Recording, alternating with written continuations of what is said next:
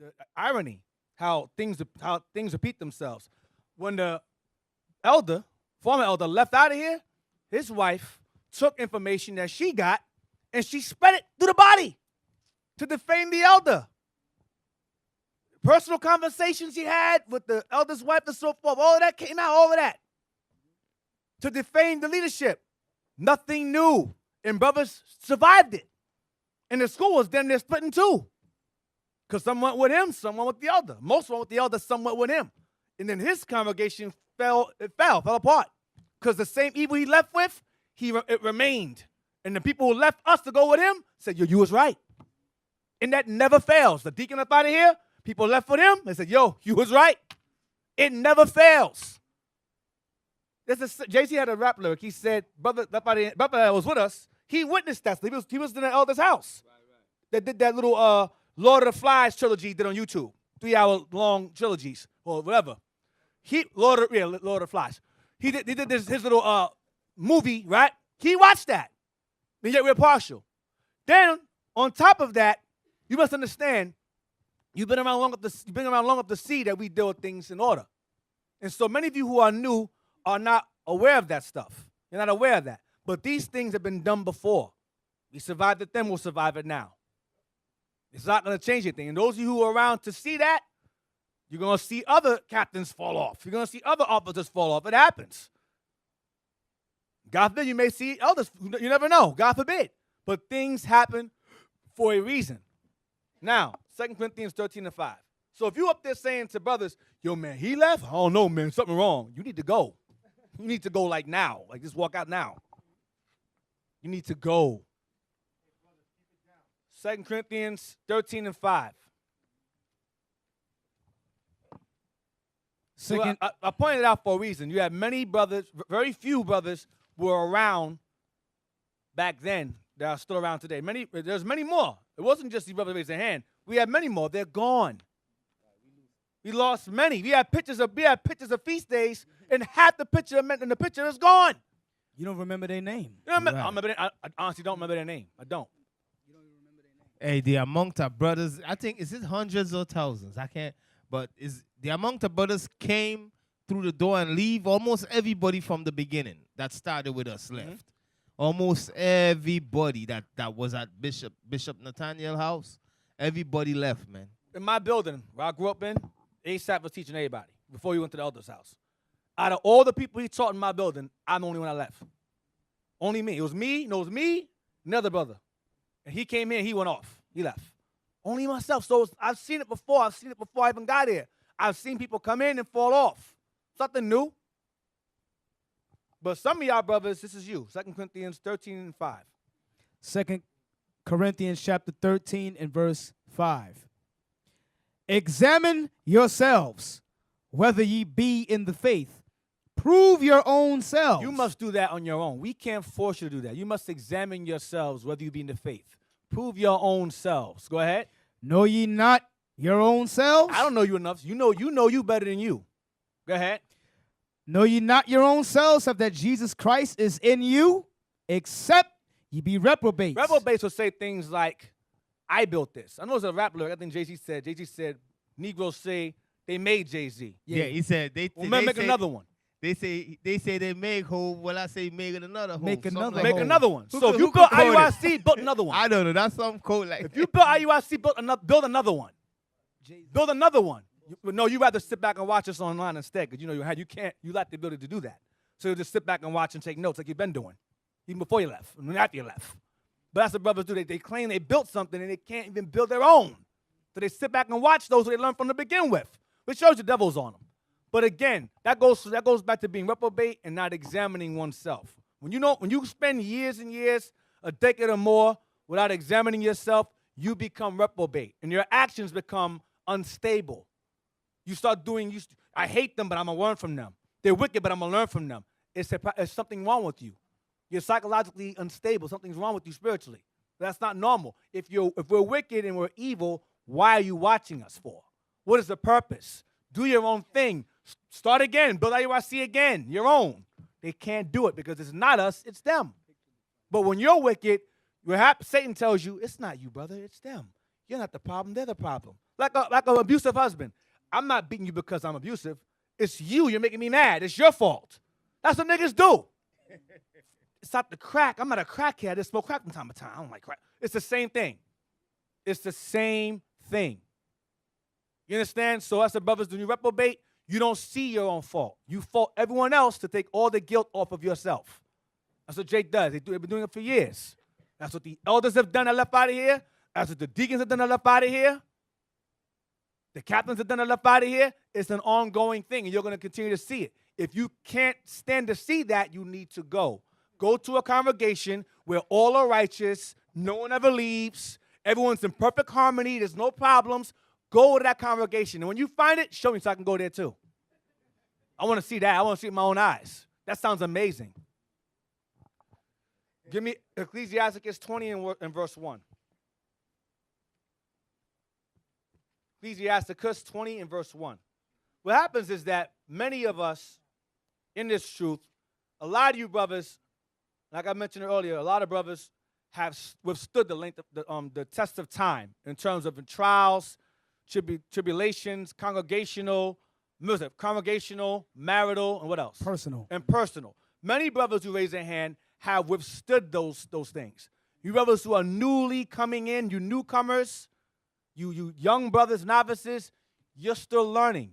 You need to learn to be quiet and humble yourself and just follow instructions because you've yet to experience anything. You're brand new here. Whether in here or out of state, those of you who are watching, the same goes for you.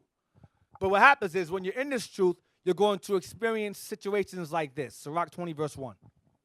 Sirach, chapter 20, verse 1. There is a reproof that is not comely. Again, some man holdeth his tongue, and he is wise. So there is a correction that is not always the kindest correction. Some correction will come, you'll be mad as hell. You'll feel you're being disrespected. You'll feel like you're being talked down to. You'll feel like you want to punch your brother in the face. Because in the streets, yo, man, what'd you say to me, man? I ain't your kid. But in this truth, you are a child. You were born again. You are a kid all over again. And oftentimes in this truth, you're going to make childish mistakes. And you're going to get corrected for it. Many times you'll find yourself being corrected, whether it is directly or you'll find yourself being corrected indirectly. Many of you brothers who've left out of here are offended because you felt like a statement was made, and it was, even though your name wasn't mentioned, it was an indirect statement against you. Let me make it very clear. Watch this. When you open the Bible, everything in that Bible that's a law is an attack against you. What do I mean? If you are a drug dealer, the Bible is indirectly talking against you. If you are an idolater, the Bible is indirectly talking about you. If you are an adulterer, the Bible is indirectly talking about you. If you are violent towards your parents, if you are a pimp, if you are a whore, if you are homosexual, if you are effeminate, weak, the Bible is talking about you indirectly. So do you throw the Bible away? I can't follow that book. It's talking about me. That's why many of our people hate the Bible, because it has things in there that they know that's me. I don't like that. I ain't following that book. Because it has laws in it that make you feel what? Convicted. It's a book of conviction. And so if you can't take indirect criticism or scriptures, you're in the wrong place. You are in the wrong place. Because every word in this book is an indirect criticism against you. Every word. You're battling a thieving spirit, it's talking about you. Thou shalt not steal, it's talking about you. If you're battling an adultery spirit, thou shalt not commit adultery, it's talking about you. If they're battling idolatry, crack, cocaine, whatever, that's idolatry of the gods and so forth. That's talking about you. So if you're offended by indirect statements, the Bible is not for you. It is not for you. Read again. There is a reproof that is not comely. Again, some man holdeth his tongue, and he is wise. Verse 2.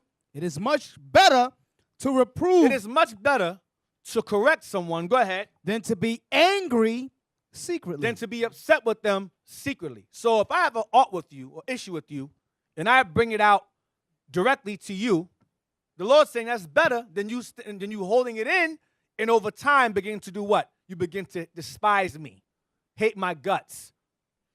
And brothers who've left out these doors, whether from the present, and to the past, well, from past to present, that was their issue. They had an issue with a brother or brothers for a long time, and rather than correct, they hold it in.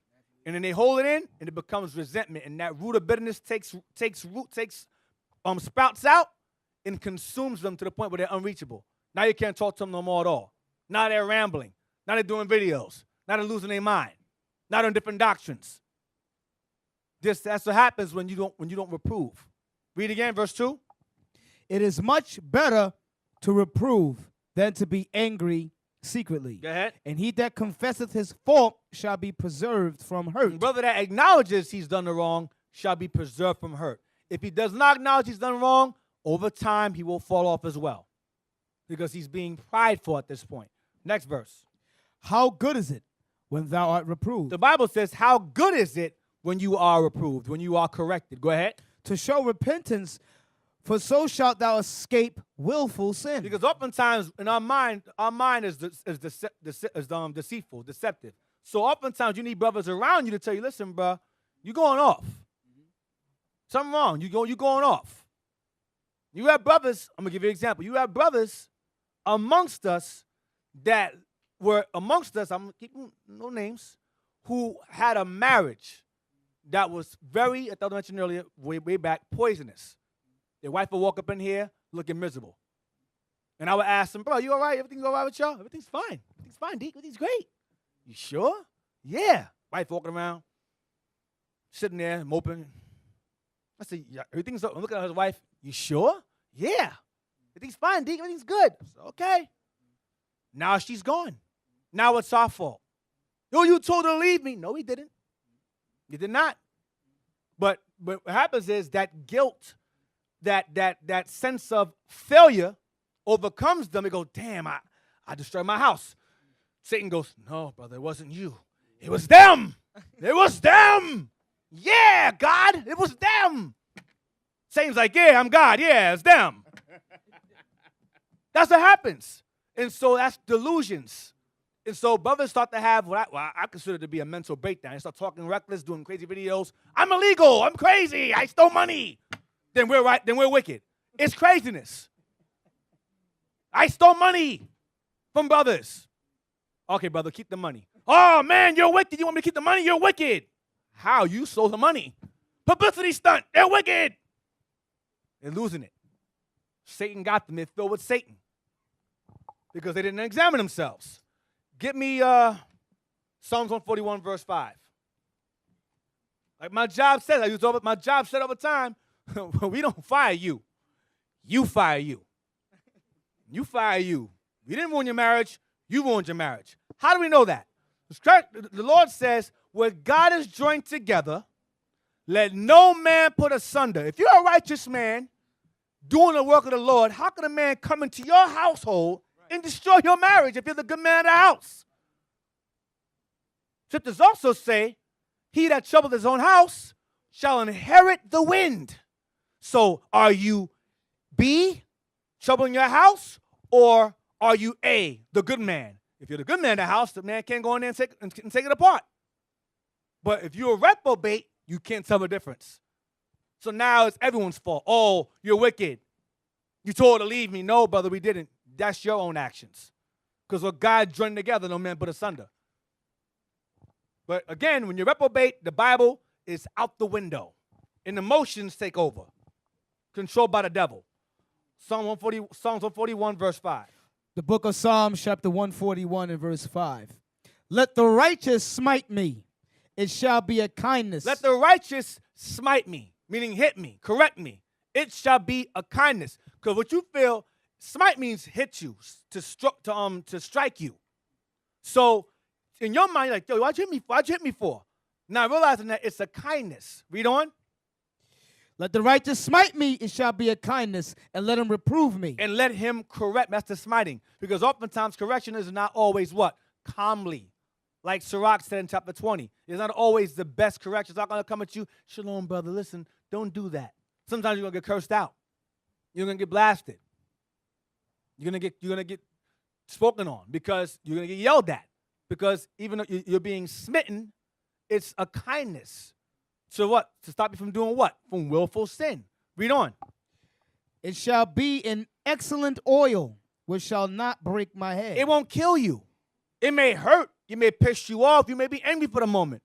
But it's not to destroy you. It will not break your head. It won't kill you. So no matter how harsh or severe the punishment is, it will not kill you. But oftentimes you have certain individuals that cannot take even that correction. They're too emotional. They're too mentally unstable. Raised by the moms, no father around, so it's a soft spirit. Oh no, I don't like being yelled at. Why are you yelling at me, brother? Why are you yelling at me? Listen, bro, stop. But that's what happens. They can't even take the correction alone. They see it as hatred, as evil. Read on. For yet my prayer also shall be in their calamities. I mean, my prayer will still be in their afflictions, regardless. Give me Matthew 16 and verse 1. Now, I'm going to give you an example. Now, brothers are offended because they feel, damn, man, he said so-and-so about me, and my peers got ear to it. And because my peers heard it, they might look at me evil. Watch this. Okay. So because you were blasted in front of brothers for whatever the case may be, you feel like, oh, the other men are going to look at you sideways because you were blasted, directly or indirectly. Matthew 16 and verse 21. Matthew 16 and verse 21. From that time forth began Jesus to show unto his disciples how that he must go unto Jerusalem and suffer many things of the elders and chief priests and scribes, and be killed and be raised again the third day. So Christ explained to the disciples, listen, I'm going to be betrayed. I'm going to be killed by the elders and the people who support them. These things are going to happen. These things must happen. Y'all follow? Y'all follow so far? Don't be daydreaming all that stuff. I hate that. Y'all understand? Yes, go ahead. Then Peter took him and Then Peter heard what he said to the disciples. They were all present at the time. Peter took him over to the side. Go ahead. Then Peter took him and began to rebuke him. And began to blast Christ for saying those things. It ain't going to happen. What? They're going to do what to you? You bugging. Something wrong with you, man. It ain't going to happen to you. Go ahead. Saying, be it far from thee, Lord. This shall not be unto thee. This shall not be done to you. That ain't going to happen to you. I got you. I got your back. That ain't going to happen to you because Peter was gangster. Peter was not soft. The disciples was warriors. They were not scared. They said, nah, it ain't going to happen to you. I ain't going to let it go down like that. Go ahead. But he turned and said unto Peter. Now, listen. Let me give you a scenario. I'm telling you that brothers are going to try to kill me, hurt me. And you say to me, bruh, I got your back. It's not going to happen to you. I got you. Now, you would say, wow, you would feel like, what's my friend? Wow, he's at my back. If anything happened to me, you feel happy to know that a brother will tell you he got your back if someone's trying to kill you, right? Carnally speaking, naturally. Anyone in here had an issue like that, a brother comes to you and say to you, hey, man, something happened to you, man, I got your back, man. I got you. Don't worry about it. I got you. I'm going to hold it down. That's your ride or die. It's your boy, right? Yes or no? Yes or no? Yes, watch this. Next verse. But he turned and said unto Peter, get thee behind me, Satan. Stop. Wait. Get behind me, Satan. So now I turn around and say, man, you the devil.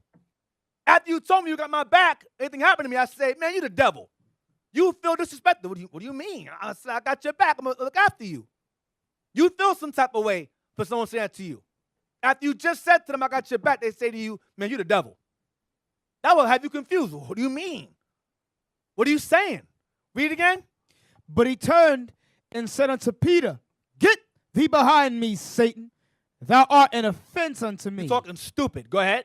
For thou savorest not the things that be of God, but those that be of men. You're being emotional. This has to be done. You understand what I'm saying to you? This has to be done. I don't need your help. You got the devil on you. Now, let's get Mark 8 and 31. We're going to read it again. Mark 8:31.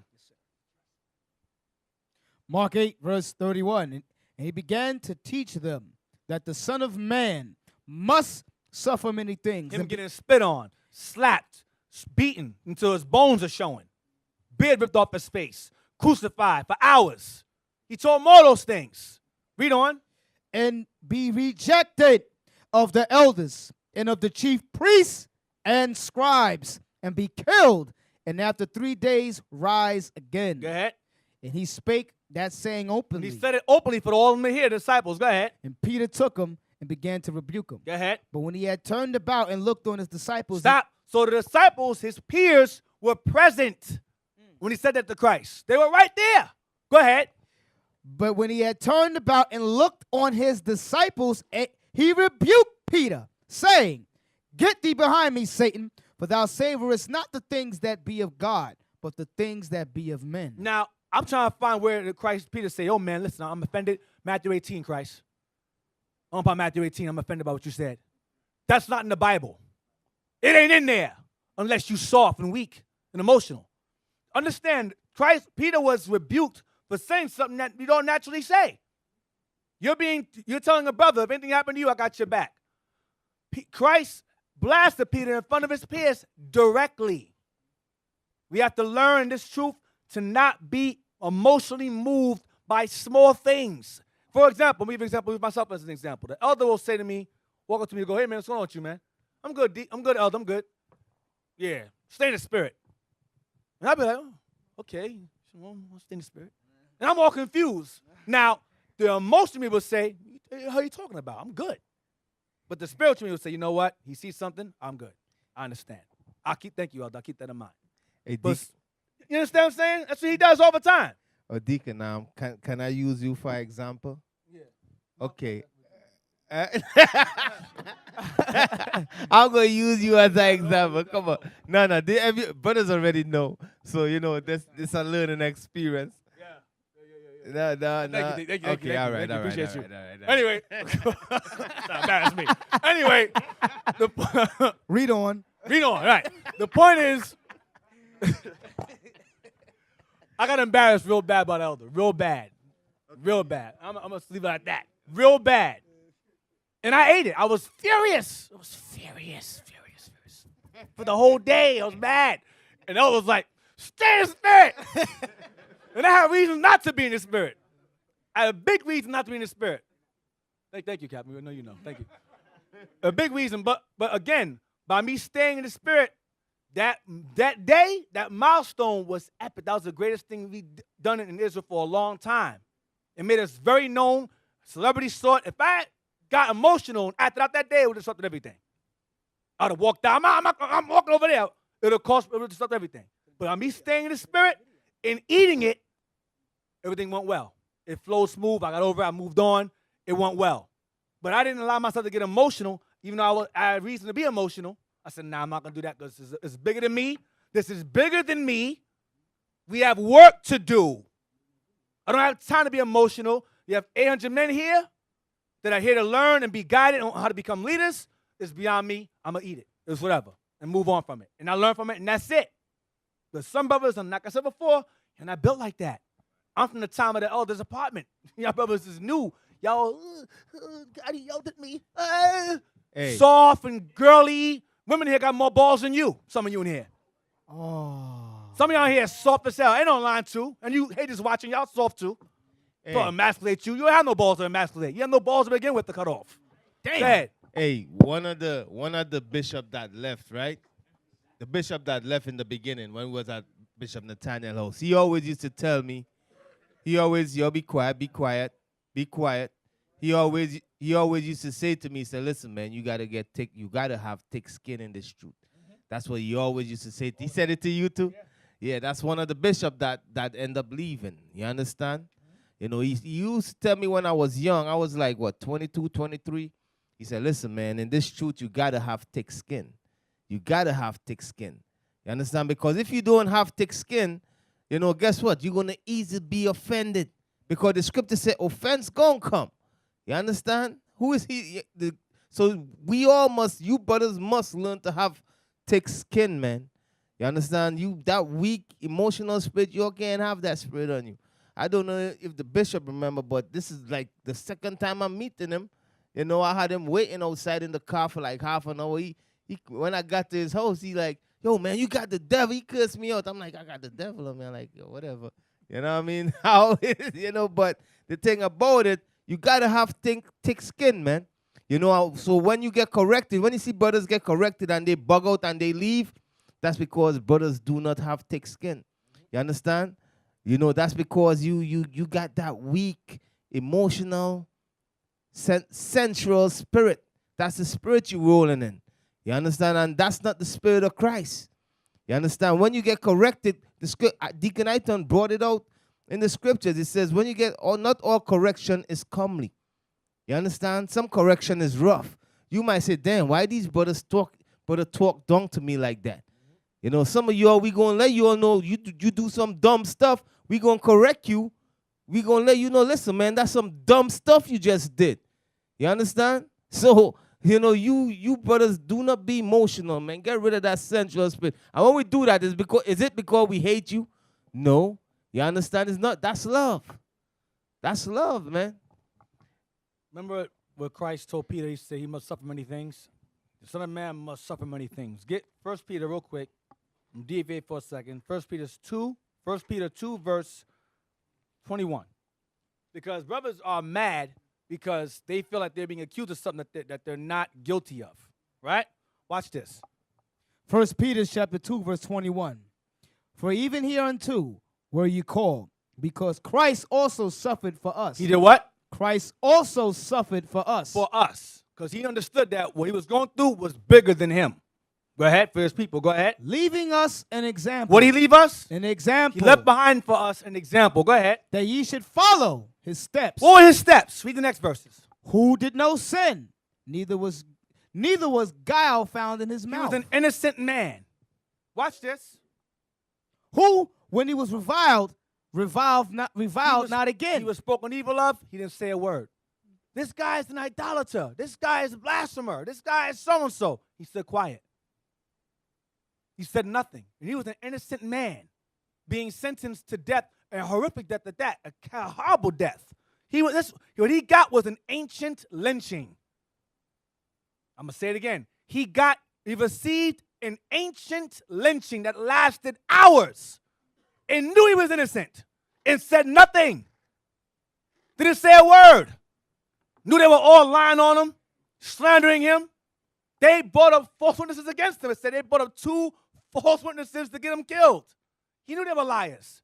He ate it. That's an example. Read on. Who, when he was reviled not again. When he suffered, he threatened When not. I come back, I'm going to kill you niggas. He didn't say that. He said he just hung there. I know this is bigger than me. And he did ask the Lord, if you can, remove this cup from me. Because at that moment, he started feeling, okay, I'm going to die now. Because he knew what was going to happen. So, Lord, if it be your will, remove this cup from me if you can. But he couldn't, because that was his lot.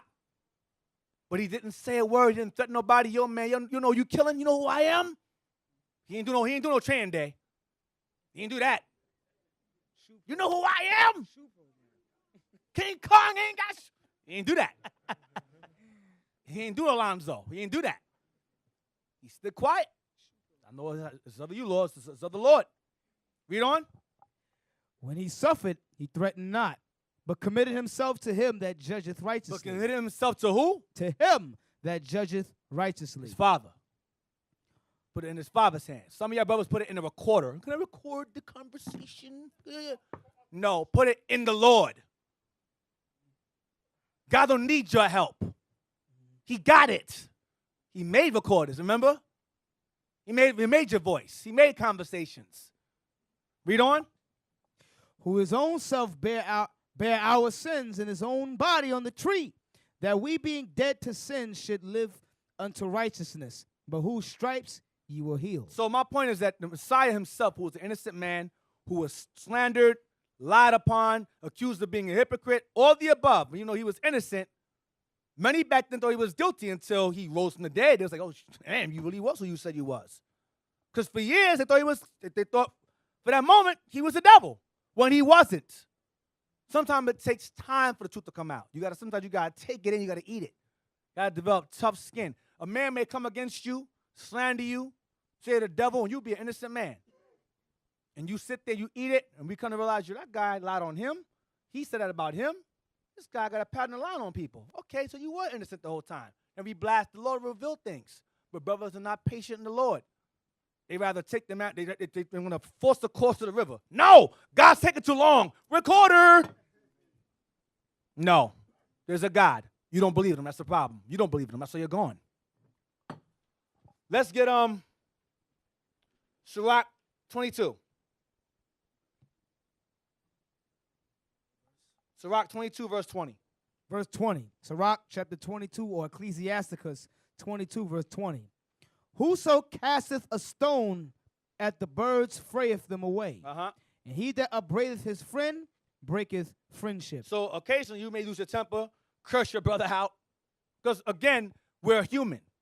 Man is fallible. Man makes mistakes.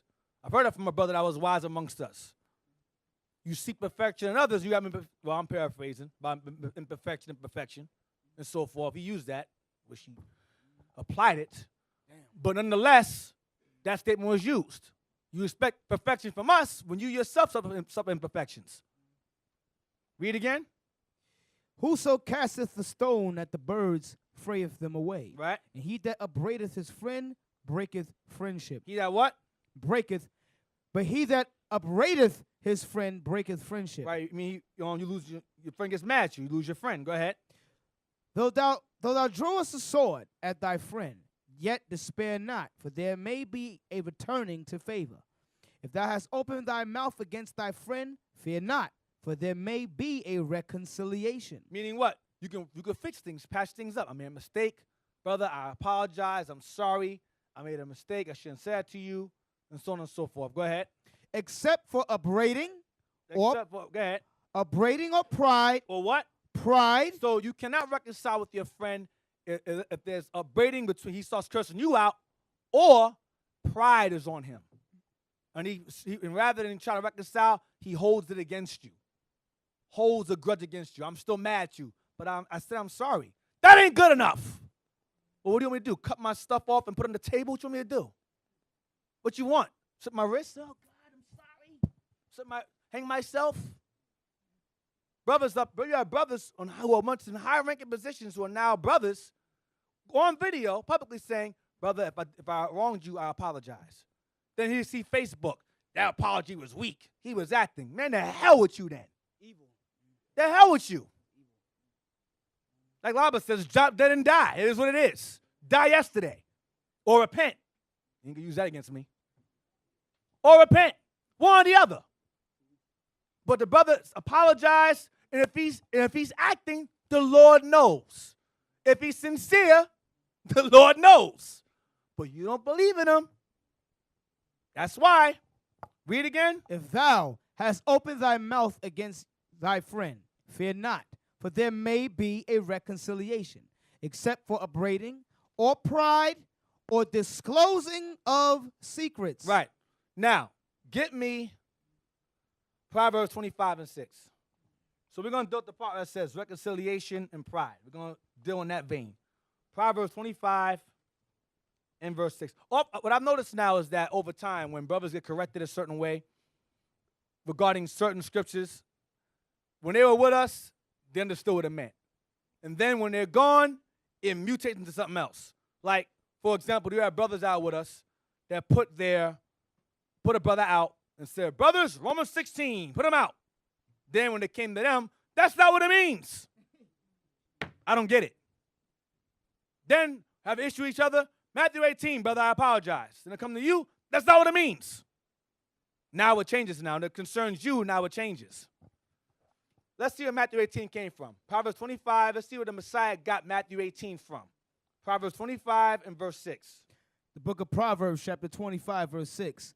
Put not forth thyself in the presence of the king, and stand not in the place of great men. Well, I'm sorry. We're going to start from there. We're going to lead up to Matthew 18. Read verse 6 again. I'm sorry.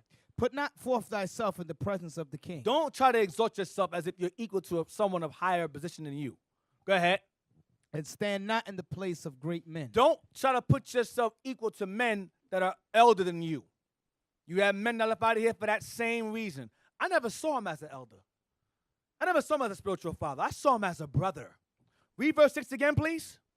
Put not forth thyself in the presence of the king, and stand not in the place of great men. You see, real men understand, even in the world, carnal gangs understand captains and so forth. Yep. In the truth, we're all brothers. We're all the same. But in the police department, in the teams, In a hospital, you have doctors, you have nurses, but when it comes to the truth, we're all equal. Really? So the janitor in the hospital can perform surgery like a doctor can? So I can go to the janitor. I don't need a doctor. Janitor, the mop, you, take this blood out my chest. Take the blood out my chest. No, we ain't doing that. He's not a doctor. You understand? In life, there's always a chain. She king of the jungle, the lion, there's a chain. So to say, oh, we're all equal, that's not nature. Nature don't work that way. There's such a thing as equality. That's not how things work. That's not how God works.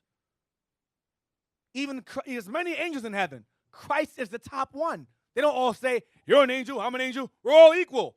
That ain't in the Bible. That's right. Christ is the firstborn. He made everything. Satan answers to the Lord. I'm Satan. I have my own men here. We're equal. Michael, Gabriel, me, Christ, we're all equal. If it's not like that in the heavens, how in the hell is it like that here? Where you get that from? Cora, I'm sorry, whatever your name is. Read again. Put not forth thyself in the presence of the king, and stand not in the place of great men. 7. For better it is that it be said unto thee, come up hither, than thou shouldest be put lower in the presence of the prince whom thine eyes have seen. It's better that someone asks you to come up forward than you go, yeah, I know, I'm special. I'm going to go up there. King goes, hey, who the hell are you? Sit over there. You got to make sure you're called first. You got to know. In other words, he's saying know your place. That's what Solomon is saying. Know your place. You're not a king. You're not the great man. You're a younger man. Sit yourself down somewhere. Go ahead. Go not forth hastily to strive. Then he goes on to another topic. Go not forth hastily to argue, to strive, to fight. Go ahead. Lest thou know not what to do in the end thereof, when thy neighbor hath put thee to shame. Because you're trying to fight. He's trying to resolve the situation. You still trying to battle. He's saying don't do that. Read on. Debate thy cause with thy neighbor himself. Debate thy cause with thy neighbor himself. He didn't say take your debate with your brother and broadcast it for the whole world to hear. That's not what the Bible says. That's not what it says here. Read again, please. Debate thy cause with thy neighbor himself. Debate your cause with your neighbor himself. Go ahead. And discover not a secret to another. Do not disclose the information or your debate to other people that you have with that one brother. That's law. That's what the Bible says. I'm not sure what it says in the YouTube world or Facebook world you're in, this imaginary retard world that you're living in. But in the Bible it says, discover not to another. Between you and him alone. Not you, him, and his mama. That's not what it says. Read on. Lest he that heareth it put thee to shame, and thine infamy turn not away. Because now people know you as a snake. Now you slick. Oh, you recording conversations? You can't trust that nigga over there. I can't trust him. Now you infamous now. The whole world knows that you are a snake now. That you can't be trusted in conversations. Because you on the other side like this. What you say? Yeah. Hold on a second. What'd you say again? That's how people know you now. That's how I know you. Now you can't be trusted at all. The book of Matthew, chapter 18 and verse 15. Moreover, if thy brother shall trespass against thee, go and tell him his fault between thee and him alone. I read that earlier, between thee and him alone. That was in Proverbs 25, verse 7 or 6. Let me verse 8. 9. Thank you. Verse 9. Go ahead. If he shall hear thee, thou hast gained thy brother. Hold on. No, alone. I want the alone first. Yes. Read on.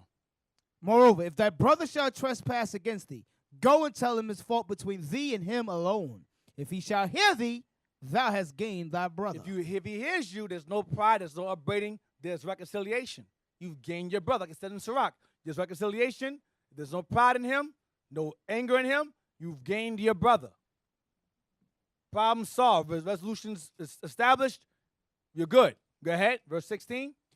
But if he will not hear thee. But if he is not listening to you because of that pride, that anger, that bitterness that's in him or her, she will not hear you. Go ahead.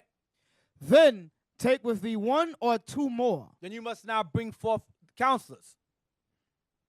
officers, whatever the case may be. Go ahead. One, two more. Go ahead. That in the mouth of 2 or 3 witnesses every word may be established. Between the party, between the one that the issue, and the one they're trying to resolve it with. All right. Now watch this. Where do you get that from? 2 or 3 witnesses. Get Deuteronomy 19 and verse 15. Deuteronomy 19 and verse 15. Let's see where he got 2 or 3 witnesses from. Or did he just make it up? Deuteronomy 19 and verse 15. Deuteronomy chapter 19 and verse 15. 1 witness shall not rise up against a man for any iniquity. 1 witness can't say a word against anyone. At all. None. Read on. Or of any sin. Or for any sin. I saw a brother steal so-and-so. Okay, well, that's just you. Anyone saw it? No. And you can't entertain it. Brother said so-and-so. Was there a witness? No. Then you can't entertain it. One's not enough. Must be more than one to go against a brother. Read again. 1 witness shall not rise up against a man for any iniquity or for any sin, in any sin that he sinneth. At the mouth of 2 witnesses or at the mouth of 3 witnesses shall the matter be established. So there has to be more than one. So if I witness an evil and I say I saw it and there's no one else I can bring forth that also saw it, it's dismissed. It is not a one witness will say, well, damn, that's not fair. I saw him do so-and-so and there's no one else that saw it. That's not right. They'll hold a grudge. But understand, I'm going to prove to y'all that there is a God. Even if there's 1 witness and there's not other 2 or 3 that saw it, the Most High will reveal it in time. He says, mouth of 2 or 3 witnesses, everywhere be established. That's where he got it from. So now, what are we reading to? Read down. Verse 16. If a false witness rise up against any man to testify against him that which is wrong, then both the men between whom the controversy is shall stand before the Lord, before the priests and the judges, which shall be in those days. Read again, 17.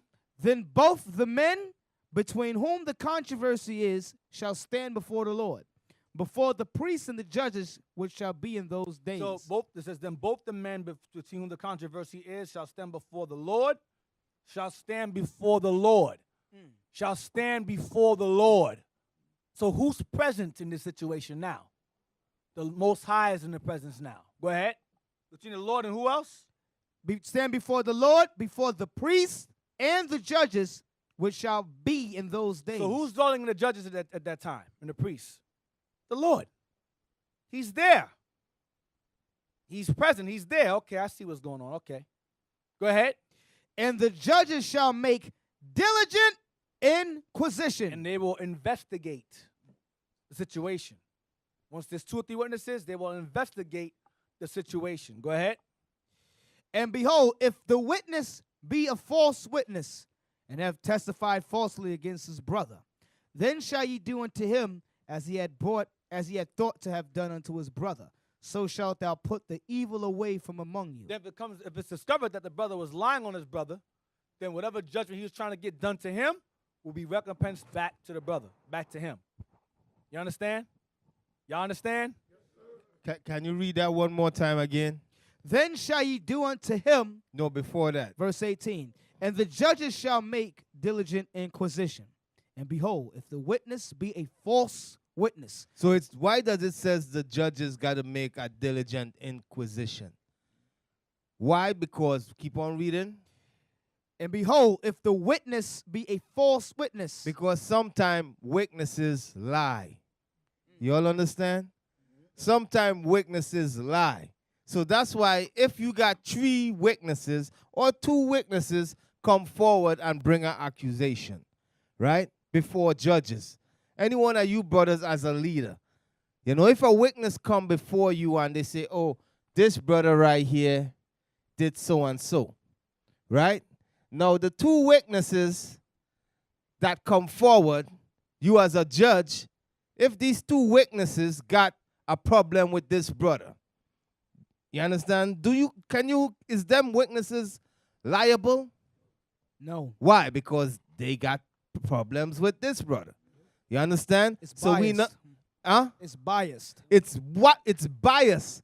You understand? So we as judges, we not gonna listen to these two witnesses.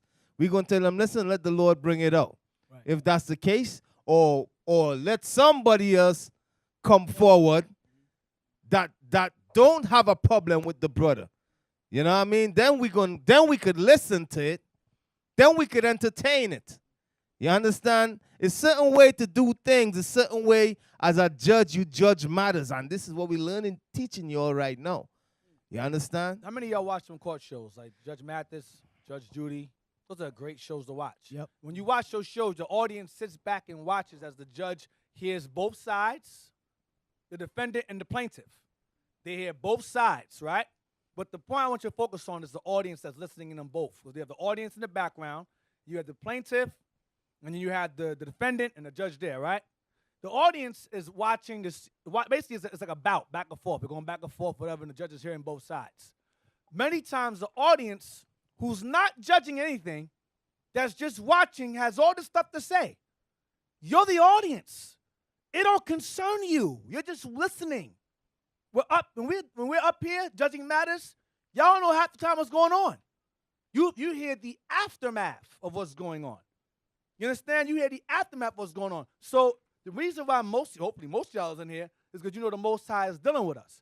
So if you know the Most High is dealing with us, and the judgment comes out, you should understand it's no evil behind it.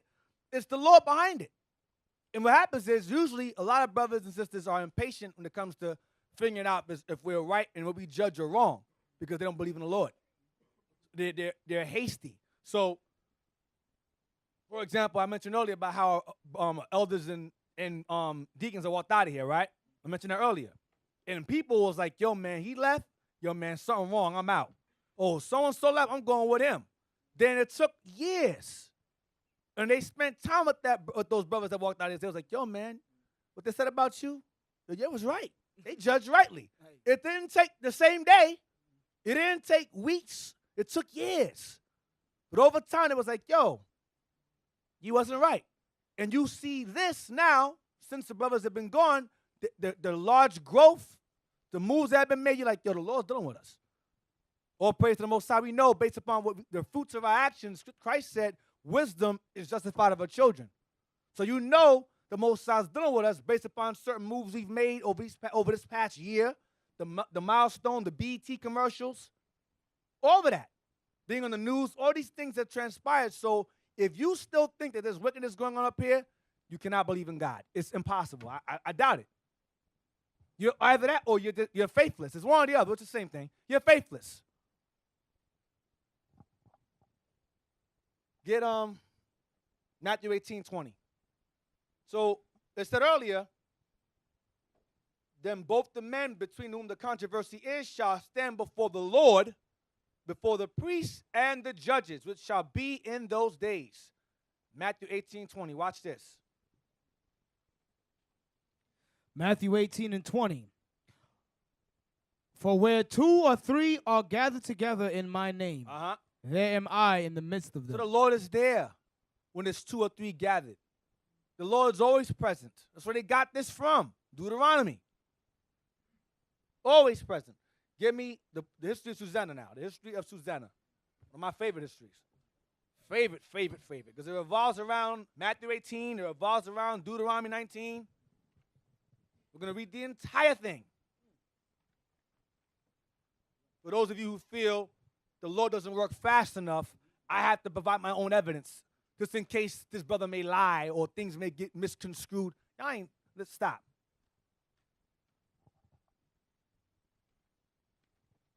The Apocrypha, if you have the Apocrypha, it's page 109. The history of Susanna.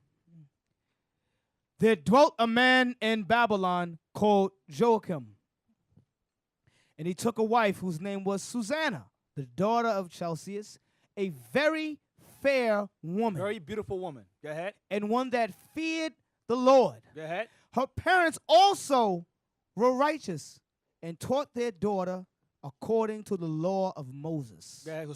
She was beautiful and wise. She had wise parents. Go ahead. Now Joachim was a great rich man, and had a fair garden joining unto his house.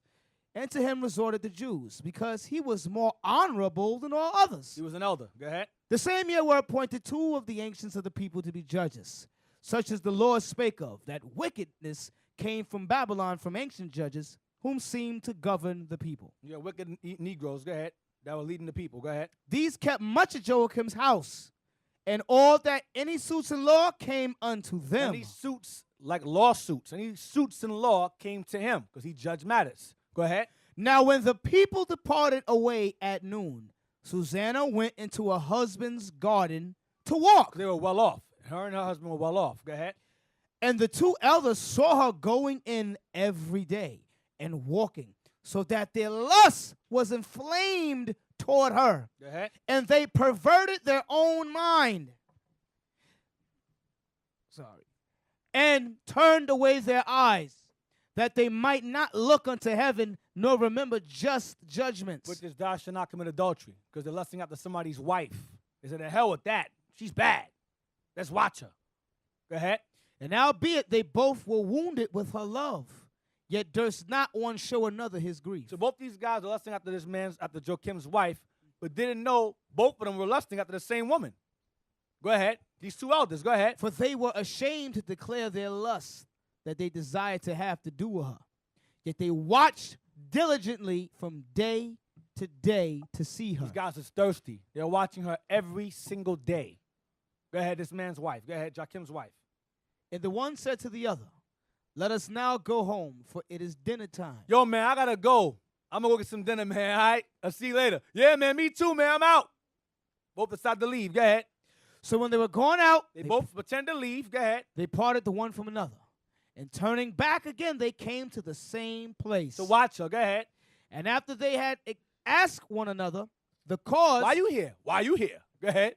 they acknowledged their lust. So she's bad. Yeah, man, she is bad. You been watching her too? Yeah, I've been watching her too. Go ahead. Then appointed they a time both together, when they might find her alone. Why don't we both have her at the same time? Yeah, that sounds good. Let's do that. Let's set it up. Go ahead. And it fell out, as they watched it a fit time. She went in as before with 2 maids only, and she was desirous to wash herself in the garden, for it was hot. And there were nobody there save the 2 elders that had hid themselves and watched her. Watch her while she was bathing. These guys are demons. Go ahead. Then she said to her maids, bring me the oil and washing balls, and shut the garden doors that I may wash me. And they did as she bade them, and shut the garden doors, and went out themselves at privy doors to fetch the things that she had commanded them. But they saw not the elders, because they were hid. Go ahead.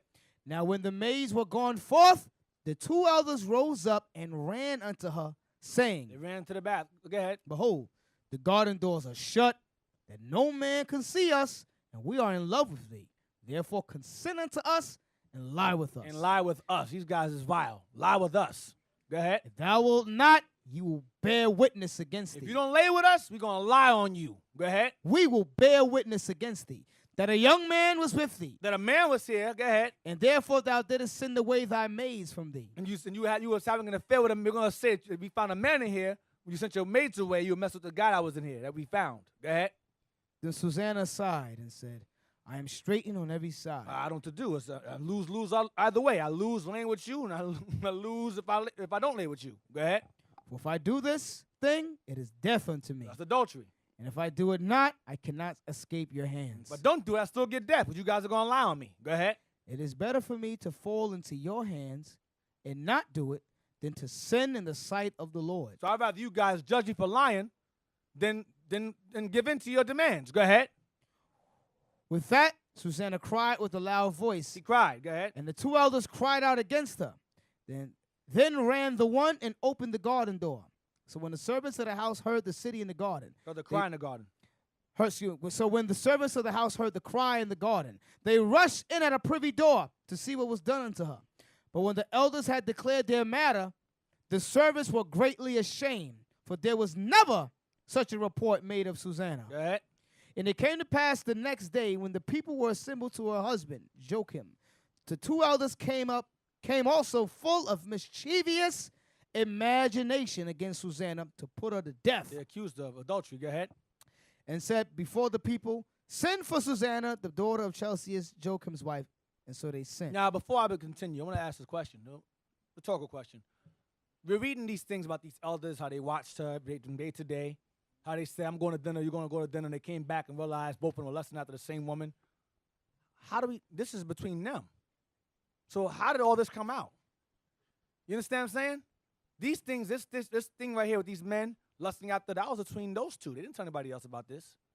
It was just these two. So how did all this information come out? That they were watching her from day to day. They watched the privy doors. They both conspired together. How did those information come out like this in such graphic detail? Because none of them told anybody. How did that happen? Continue, watch this. Read on. And said before the people, send for Susanna, the daughter of Chelcias, Joachim's wife. So they sent. So she came with her father and mother, her children, and all her kindred. So she had children too, and her friends. Go ahead. Her family. Go ahead. Now Susanna was a very delicate woman and beauteous to behold. And these wicked men commanded to uncover her face, for she was covered, that they might be filled with her beauty. Yeah, they said, take that off. They can lust after her during the damn court trial. These guys is demons, man. Take it off. Oh, yeah, it looks so good. Look at her face. Oh, God. Look at her face. Go ahead. Therefore, her friends and all that saw her wept. Uh-huh. Then the two elders stood up in the midst of the people and laid their hands upon her head. Go ahead. And she weeping looked up toward heaven, for her heart trusted in the Lord. So whatever happens, Lord, is because of you. I can't fight against this. Go ahead. And the elders said, as we walked in the garden alone, this woman came in with two maids and shut the garden doors and sent the maids away. This is their testimony against her. We walking by. We watch her two maids close the garden doors behind her. And she's in the bathtub. Go ahead. Then a young man who there was hid came unto her and lay with her. He came in. She let him in, and he lay with her. Go ahead. Then we that stood in a corner of the garden, seeing this wickedness, ran unto them. And when we saw them together, the man we could not hold, for he was stronger than we, and opened the door and leaped out. The man got away. Go ahead. That's their testimony. Go ahead. But having taken this woman, we asked who the young man was, but she would not tell us. These things do we testify. You gotta understand how her husband's looking at her at this point. Her reputation right now is tarnished. So she's embarrassed at this point. They're saying she's in a whore, she's committed adultery, we caught with this young man, knowing they lying on her. Go ahead. Then the assembly believed them as those that were the elders and judges of the people. So they condemned her to death. Go ahead. Then Susanna cried out with a loud voice and said, O everlasting God, that knowest the secrets and knowest all things before they be. Thou knowest that they have borne false witness against me. They're lying on me, Lord. They're lying on me. Go ahead. And behold, I must die. Now I'm going to be killed now for them lying on me. Go ahead. Whereas I never did such things as these men have maliciously invented against me. Watch this. And the Lord heard her voice. Who? And the Lord heard her voice. No, there was a recording. And the Lord heard her voice. The Lord heard her voice. He saw what evil was going on. Go ahead. Therefore, when she was led to be put to death, the Lord raised up the Holy Spirit of a young youth. Young youth means this is a little boy. A very little boy, young youth. Go ahead. Whose name was Daniel. Sound familiar? Whose name was Daniel. The same Daniel we all read about in the Bible, Daniel. He's a little kid here. Go ahead. Who cried with a loud voice, I am clear from the blood of this woman. This is BS. This is wrong. That's what he's saying. So imagine an audience like this. Little kid goes, this is BS. Everybody's like, huh? Get him out. One little boy said something. BS. Go ahead. Then all the people turned them toward him and said, what mean these words that thou hast spoken? What you talking about? Go ahead.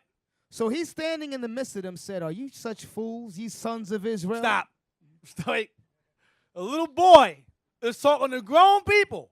He goes, y'all stupid or something? Are y'all retarded? Read it again. Are ye such fools, ye sons of Israel? Watch this. That without examination or knowledge of the truth you have condemned a daughter of Israel? That without diligent inquisition you judge a sister? What's wrong with y'all? Go ahead. Return again to the place of judgment, for they have borne false witness against her. They're lying on her. But turn back and investigate again. Go ahead. Wherefore all the people turned again in haste, and the elders said unto him, Come sit down among us and show it us, seeing God has given thee the honor of an elder. Yeah, you an elder, little boy. Come on. Show us how we're wrong in this judgment. Being sarcastic now. Go ahead. Right. Then said Daniel unto them, Put these two aside, one far from another, Separate them. and I Have will them go in that room, have them go in that room. Go ahead. and I will examine them. And I'm going to ask them my questions myself. Little boy, I'm going to question them myself. Go ahead. So when they were put asunder one from another, he called one of them, and said unto him, O thou that art waxen old in wickedness, You old and evil. You old, evil Negro, you. Go ahead. now thy sins which thou hast committed aforetime are come to light. Stop. The sins that you committed before have come to light. So Daniel's telling him, I've seen what you've done before. This isn't the first time you've done this. So now you know why or who wrote this to know what they were doing before. Watching her from day to day. So the Lord showed Daniel all those things. And Daniel explained to them in the beginning of the chapter what they were doing, lusting after her and so forth. That's who was revealing it. Read again. O The bottom thou, part, now thy sins. now thou sins which thou committed aforetime are come to light. You about to get exposed. Go ahead. For thou hast pronounced false judgment, and hast condemned the innocent, and hast let the guilty go free. Go ahead. Albeit the Lord saith, The innocent and righteous shall thou not slay. And the law says, according to Exodus 23:7, do not kill or judge innocent people. That's what he's quoting from, Exodus 23:7. Go ahead. Now when if thou hast seen her, tell me, If you did see her, tell me this. Go ahead. under what tree sawest thou them companying together? What tree did you see them banging in under the garden? What tree was it? Did you see them under when they were committing adultery? Go ahead. Who answered, under a mastic tree. A mastic tree. Go ahead. And Daniel said, Very well. Wow, okay, good. Go ahead. Thou hast lied against thine own head. You lied on yourself. Go ahead. For even now the angel of God hath received the sentence of God to cut thee in The two. Lord's going to kill you. But you're a liar. Go ahead. So he put him aside and commanded to bring the other, and said unto him, O thou seed of Canaan, and not of Judah, You Hamite. You call him a Hamite. Go ahead. Insulting him now. Go ahead. beauty hath deceived thee, Beauty hath deceived you. Your lust has deceived you. Go ahead. and lust hath perverted thine heart. Go ahead. Thus have you dealt with the daughters of Israel, and they for fear companied with you. So you've done this to other sisters, and out of fear, they lay with you. The Lord showed Daniel these things. Before you were banging with Israel, sisters of Israel, you were doing this is your first time. It is not your first time. Go ahead. But the daughter of Judah would not abide your wickedness. But Susanna was like, I ain't doing that. Israel, Ephraim, y'all was like, okay, no problem.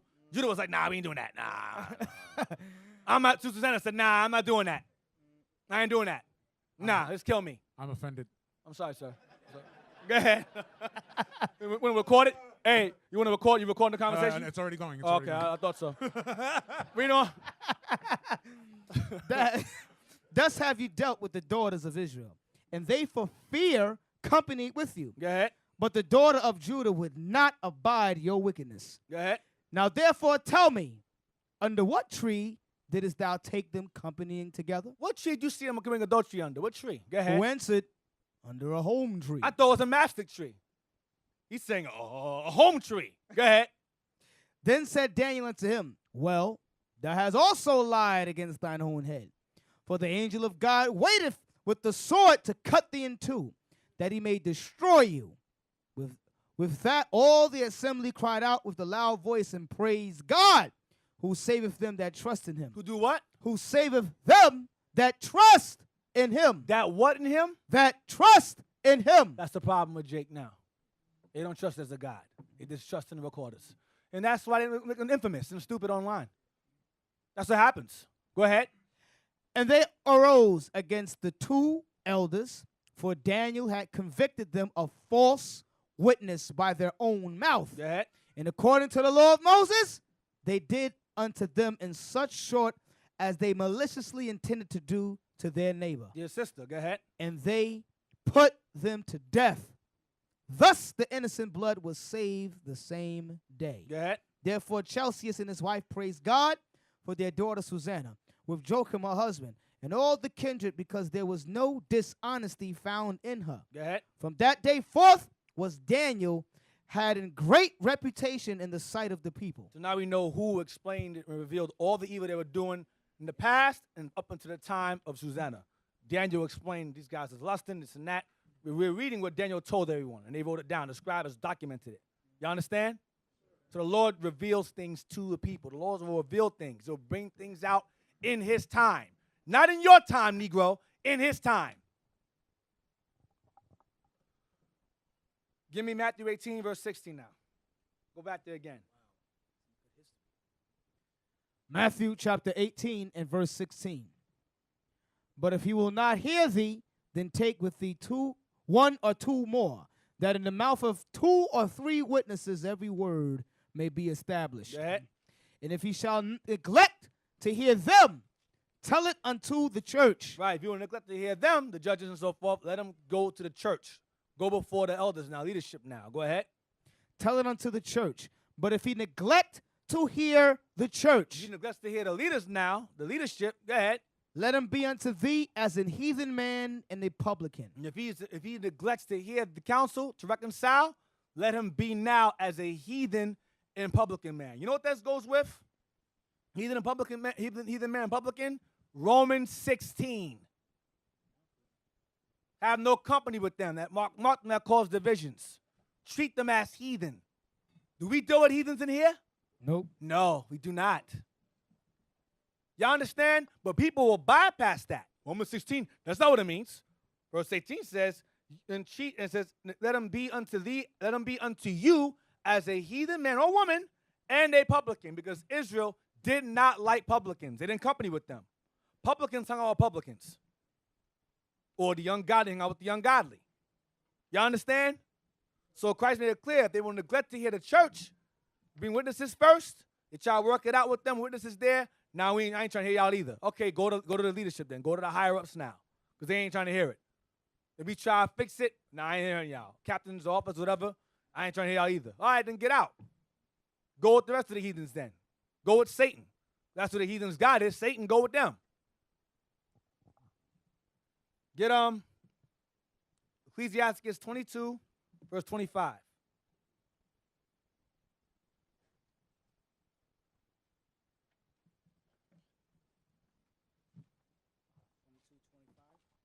Sirach chapter 22, verse 25. Make sure I start one. Hold on.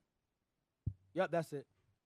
I will not be ashamed to defend a friend. So the prophet's saying, I will not be ashamed if the time presents itself to defend a friend. Go ahead. Neither will I hide myself from him. And I will not hide myself from him if he's in trouble. I'm going to try to help him. Go ahead. And if any evil happen unto me by him, If any evil happens unto me by my friend who I defended when he was in trouble, go ahead. everyone that heareth it will beware of him. I'll give you an example. You have situations where a brother was accused of stealing or plagiarizing another brother's work. And another brother said, nah, and he was saying, yo, this guy's wicked, he's evil, whatever.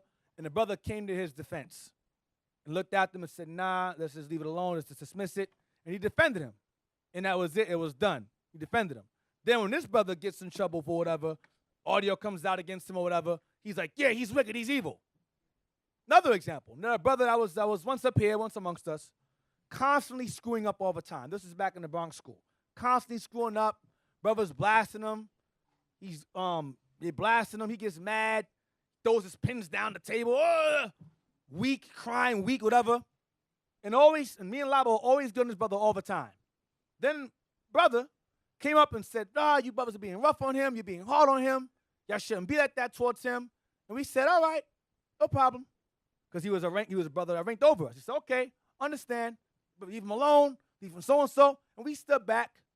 And the brother decided to escape us, constantly blasting him. He moves over there with him. Then this brother, who defended him, he has a problem with him, and now he goes and embarrasses him. So the scriptures say, read the bottom verse again, the text on 26 again.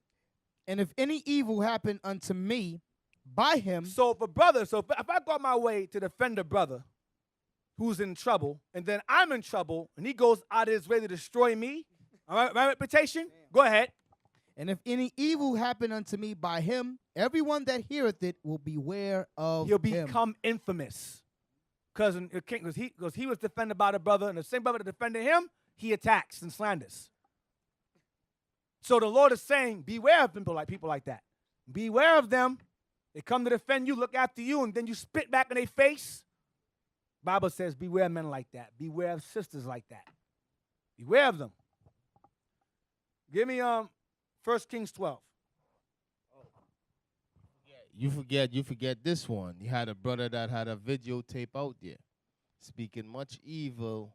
Oh, a sister hit us up and wanted us to derank the brother, blast him in front of the congregation. Oh, yeah. You understand? This sister keep hitting. We like, what's going on with this sister? Why is she so adamant to destroy this brother? See, he was scheming and scamming. She said money. he was scheming. The brother was scheming, scamming money from the congregation, scamming money from people. And we Her?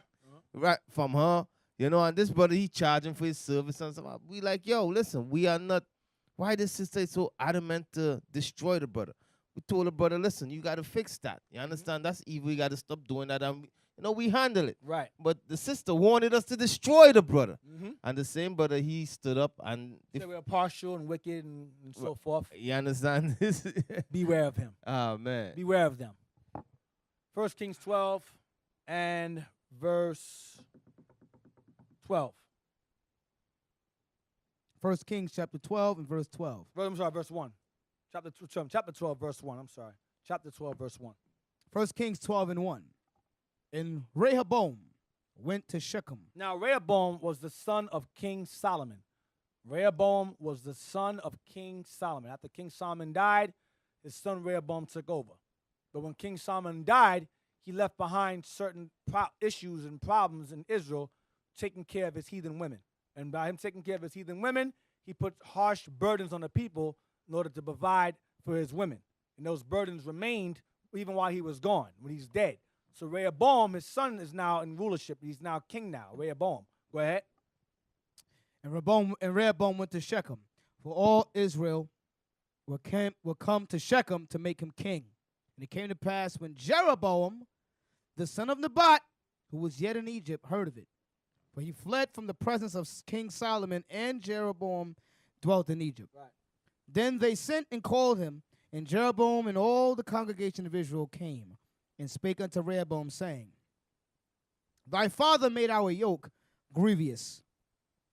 Now therefore make thou the grievous service of thy father, and his heavy yoke which he put upon us lighter, and we will serve thee. Take all the burdens your father put on us to take care of them heathen women he had. Make it lighter, and we'll serve you. Loosen the burdens your father put on us. Go ahead. And he said unto them, Depart yet for 3 days, Give me 3 days to figure this out. 3 days to figure it out. Go ahead. then come again to me. And the people departed. Go ahead. Watch this. And King Rehoboam consulted with the old men that stood before Solomon his father while he yet lived, and said, How do you advise that I may answer this people? So he asked his higher ups, his father's counselors, which some were his grandfather's counselors. He goes, How do you advise that I deal with this matter? They gave me 3 days to figure it out. What should I do? He asked the ancients, the men that know better, higher ups. What should I do? Y'all understand so far? Go ahead. And they spake unto him, saying, If thou wilt be a servant unto this people this day, Even though you're the king, it's your job to serve the people. So you must be a servant to the people. Go ahead. and wilt serve them, and answer them, and speak good words to them, then they will be thy servants forever. If you do right by them, they'll do right by you, and you'll rule forever. You'll be good. Go ahead. But he forsook the counsel of the old men, He ignored the men over him. He ignored the older men. Go ahead. which they had given him, Which they had given him. Go ahead. and consulted with the young men that were grown up with him. And consulted with younger men under him. For example, let's say, I don't know, I'm a captain. And I want to counsel a serious matter. Rather than go to the captains above myself, I will go to the officers under me and captains under me. That are not as astute as I am. I'm going to go to them to handle the matter. That makes sense? Do you go to brothers in chain of command? Do you report to brothers who are under you to handle a matter that gets to you, or over you? Over you. Over you. So when you go under you, that is an example of poor leadership qualities. That's what it is. It makes you credibility as a leader lacking. You understand? Because if you're trying to go to men under you, it would appear, I'm going to say appear, so I'm accusing, it would appear as if you're going to reach out to brothers who you feel you can somewhat have influence over to make things go in your favor because they're under you. Whereas you can't really do the same with men who are over you. You understand what I'm saying? Who doesn't follow what I'm saying? Honestly, don't be bashful. Okay, go ahead. But he forsook the counsel of the old men. Now, I'm not saying that's what happened. I'm saying that's what the appearance is. Because normally, a man of high rank would go on, if an issue comes to his attention, he would report to those who are over him. He'd report it to them. Because that's chain of command. You go up, not down.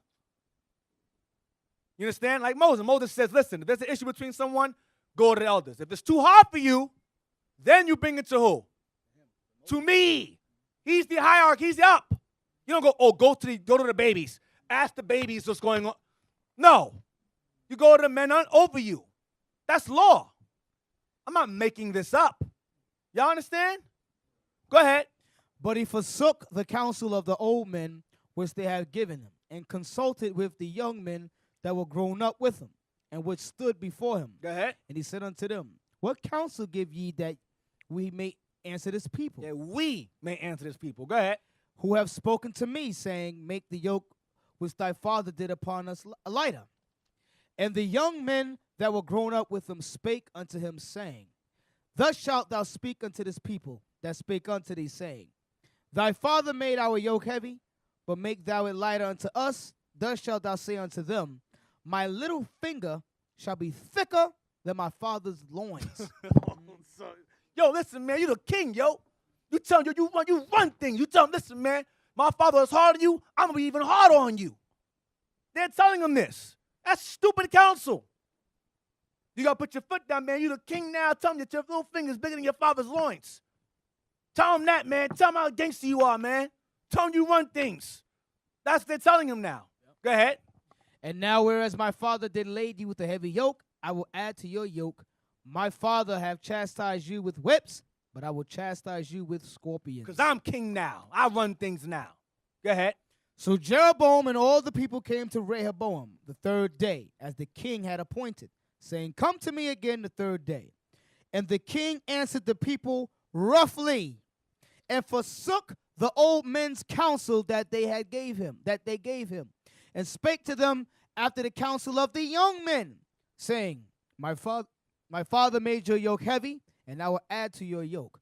My father also chastised you with whips, but I will chastise you with scorpions. I made things worse. Go ahead. Wherefore the king hearkened not unto the people, for the cause was from the Lord, that he might perform his saying, which the Lord spake by Ahijah the Shilonite unto Jeroboam the son of Nebat. He promised Jeroboam the kingdom of half the kingdom. So you may say to yourself, well, this has happened because this is of the Lord. That's why this happened. This has nothing to do with Rehoboam's mistake. This is of the Lord. Some may argue that. The devil is watching online may argue that. Pose that as an argument. But I got to cover my bases. Give me Sirach 47.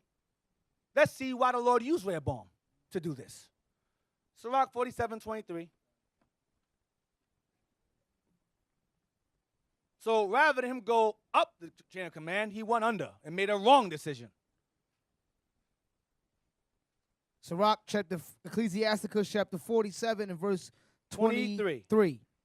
Thus rested Solomon with his fathers. Solomon died. Go ahead. And of his seed he left behind him Rehoboam, even the foolishness of the people. What was Rehoboam called? Even the foolishness of the people. He was a moron. He was an idiot. Read again. Thus rested Solomon with his fathers, and of his seed he left behind him Rehoboam, even the foolishness of the people, and one that had no understanding. One that had no understanding.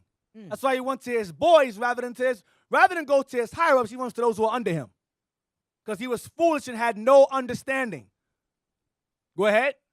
Who turned away the people through his counsel. Who turned away the people and caused a split in Israel through his counsel of his moronic friends. Y'all understand? There was also... That's all I want. Nehemiah 6:1. So the Lord said, this guy's an idiot. I'm going to use him. If I'm going to split Israel in half, I'm going to use this guy right here. He ain't going to follow counsel. He's going to follow the young men. He's going to go under the chain of command rather than top. Nehemiah 6:1. Nehemiah 6:1. And make the wrongest, most dumbest decision ever. Nehemiah 6:1. Now it came to pass when Sanballat and Tobiah and Geshem, the Arabian, and the rest of our enemies heard. Who?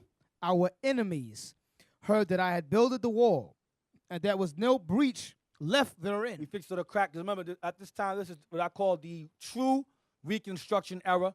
The Babylonians had destroyed Jerusalem, destroyed the temple, knocked the walls down, burned the houses down.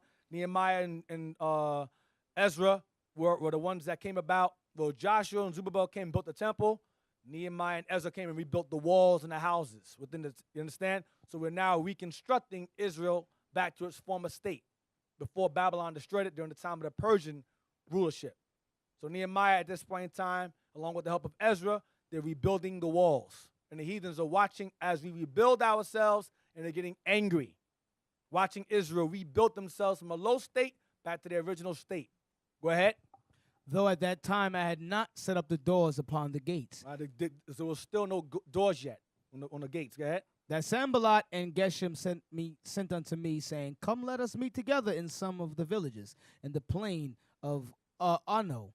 But they thought to do me mischief. They tried to set him up. These heathens said, let's go meet somewhere. He was like, nah, these guys trying to set me up. Go ahead. Oh, no. And I sent messages unto them, saying, I am doing a great work. Listen, I'm busy. I'm doing a great work right now. I ain't got time to talk to y'all. Go ahead. So that I cannot come down. Why should the work cease while I leave it and come down to you? Why should I stop the work of the Lord and come talk to you for? What the hell for? Well, these are heathens now, trying to interrupt the work of the Lord.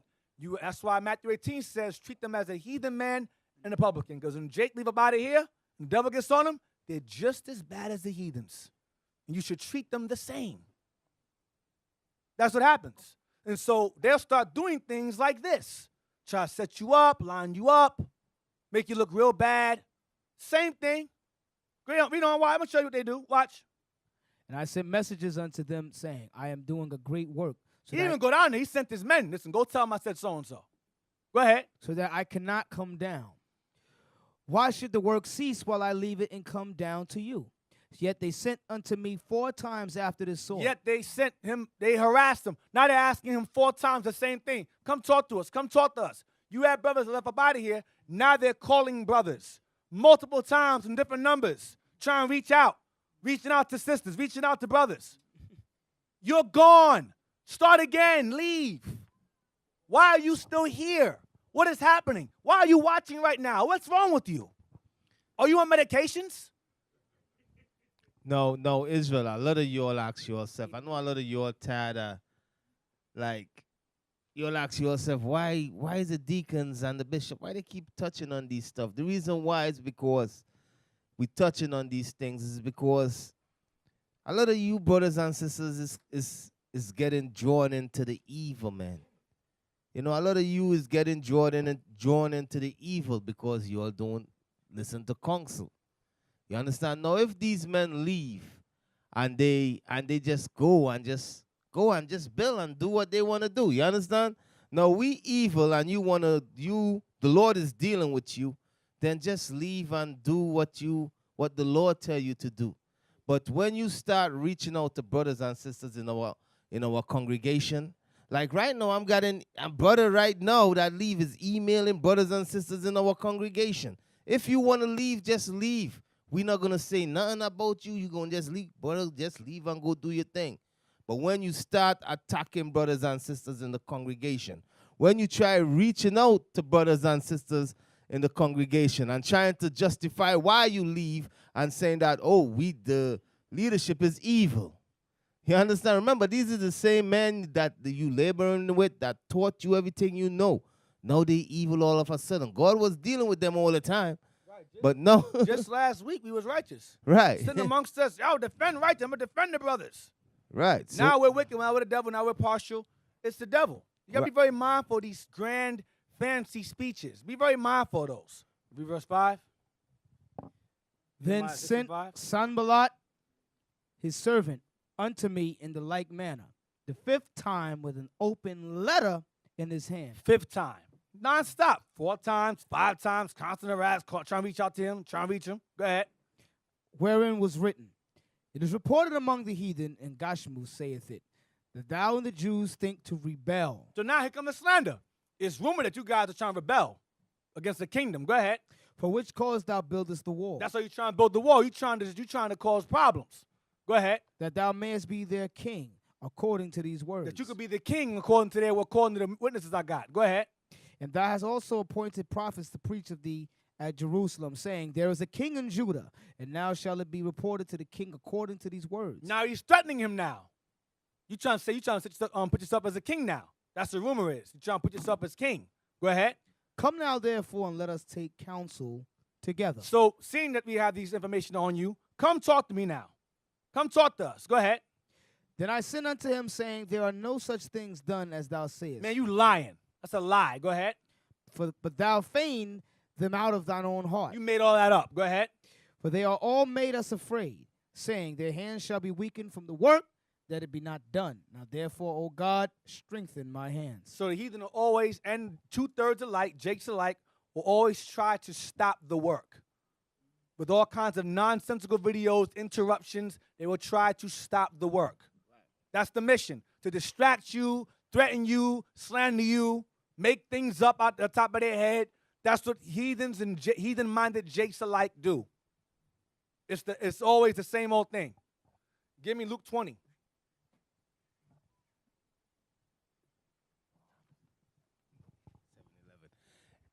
hey, but they ain't going to stop the work because you'll see what's going on. We still traveling. We still going out there putting in the brick, putting in our brick. The work ain't going to be stopped. This is like some side stuff we just have to deal with, man. Mm-hmm. You know what I mean? And it really is a headache. You know, as I said, you all want to leave, just leave and go do what you all. The Lord is dealing with you. Just leave and go do what the Lord tell you to do. You understand? But do not, I keep saying, do not reach out to brothers and sisters in our congregation. You understand? Just go and build. You understand? You say you build at UIC, what Jay-Z said. I'm paraphrasing, but that's right, what he right. said. Yeah, go put in another one. Go and build another one. Make another You hole. build this. You understand? You brothers that been amongst us and say, oh, I did this and I did that and that. I build at UIC. Go build another one, man. Go build another congregation. You understand? You know, then we're going to see if this brother, the Lord's Spirit is really with this brother. Mm-hmm. You understand? We'll just sit and take notes like you've been doing. Yeah. Luke 20, verse 1. Luke 20, verse 1. And it came to pass that on one of those days, as he taught the people in the temple and preached the gospel, the chief priests and the scribes came upon him with the elders and spake unto him, saying, tell us, by what authority doest thou these things? Or who is he that give this authority? Go ahead. And he answered and said to them, I will also ask you one thing, and answer me. I'll answer your question if you're going to answer my question. Go ahead. The baptism of John, was it from heaven or of men? John's teaching, was it of heaven? Was it from God or was it of man? Or was it of himself? Go ahead. And they reasoned with themselves, saying, if we shall say from heaven, he will say, why then believe ye him not? Why'd you reject him? If he says from God, then he'll ask us, why do you reject him then? Go ahead. But John preached Christ. Go ahead. But if we say of men, if we say it was of man, doctrines of man, go ahead. All the people will stone us, for they be persuaded that John was a prophet. They know that John's a prophet. Go ahead. And they answered that they could not tell whence it was. We don't know. We can't answer that question. Go ahead. And Jesus said unto them, neither tell I you by what authority I do these things. Then I ain't got to answer you either. You can answer my question. I ain't got to answer yours. Go ahead. Then began he to speak to the people this parable. So now after he finished embarrassing them, confounding them, he proceeds to talk to the audience. Watch this. A certain man planted a vineyard and led it forth to the husbandman, and went into a far country for a long time.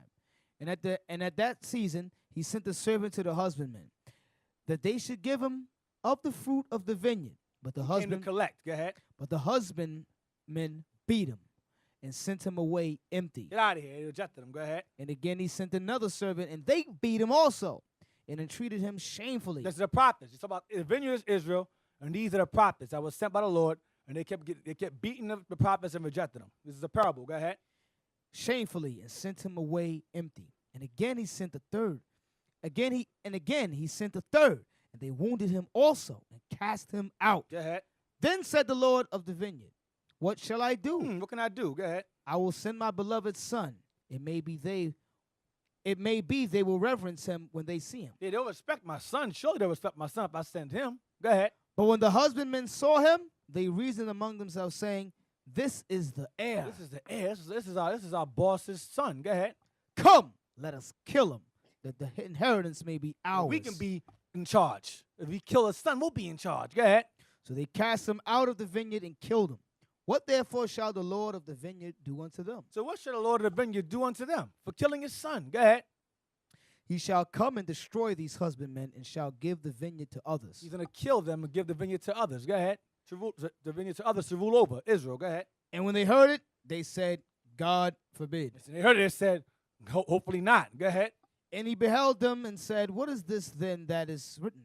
The stone which the builders... So wait. They said, no, that ain't going to happen. He ain't going to kill them. God forbid. So what's Christ asking in return? The stone. Which is this then that is written? So if the answer to you is no, God forbid, what's this that's written right here? Read on. The stone which the builders rejected, the same has become the head of the corner. What is that about? Go ahead.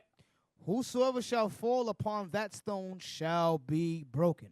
But on whomsoever it shall fall, it will grind him to powder. You get killed. Go ahead. And the chief priests and the scribes the same hour sought to lay hands on him. Tried to fight him. Go ahead. And they feared the people, for they perceived that he had spoken this parable against them. See what Christ did? He insulted them indirectly. You would say, what does this scripture mean? It's all about you. You're going to reject me, and and this stone that you reject is going to fall upon you and destroy you in the end. And they said, kill this nigga, man. Kill him. I said, we can't. People like him. Listen, look at the audience. We can't kill him yet. They were mad because he took indirect shots at them. First, he confounded them in the beginning, and he insults them afterwards, indirectly. Go ahead. Read on. And they watched him. So after they got checked scripturally by him, what did they do after? What did the evil Jakes do afterwards? And they watched him. What did they do? And they watched. What are they doing right now? And they watched him. They watched him. Watched him. Watched them. Go ahead. And sent forth spies. What do they have? And sent forth spies. Who's amongst us? And sent forth spies. Give them information. And sent forth spies. Go ahead. Which should feign themselves just men. Shalom, brother. Most High in Christ bless. Shalom, sis. Most High in Christ bless. Feign themselves spies. You think we stupid in here or something? Yo, y'all stupid out there. That's why you out there. Go ahead. That they might take hold outside of with Satan. Go ahead. That they might take hold of his words. That they might do what with us? Might take hold of his words. And record them. Take screenshots. Read again. That they might take hold of his words, that so they might deliver him unto the power and authority of the government. Call the IRS. I'm going to call the IRS on you. See to practice what you preach. We should call ICE on you. Practice what you preach. Damn.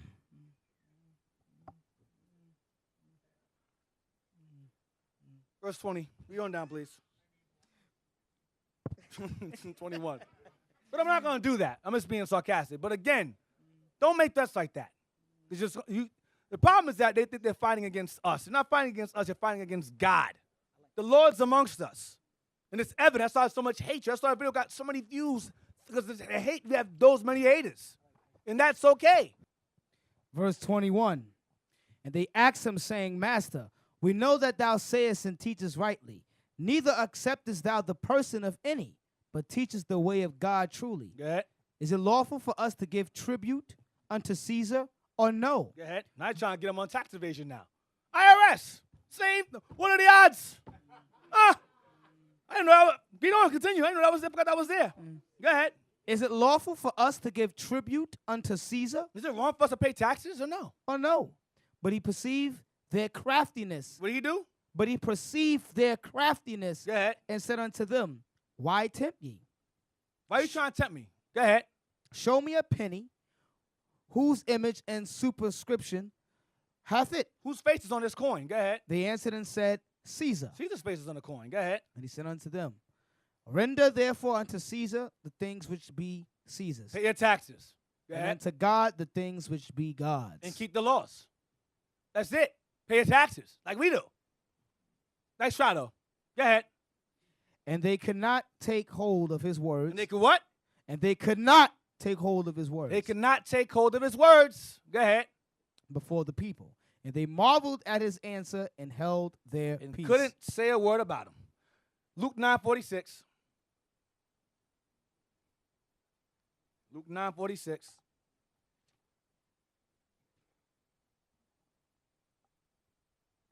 Luke 9 and 46. Then there arose a reasoning among them, which of them should be greatest.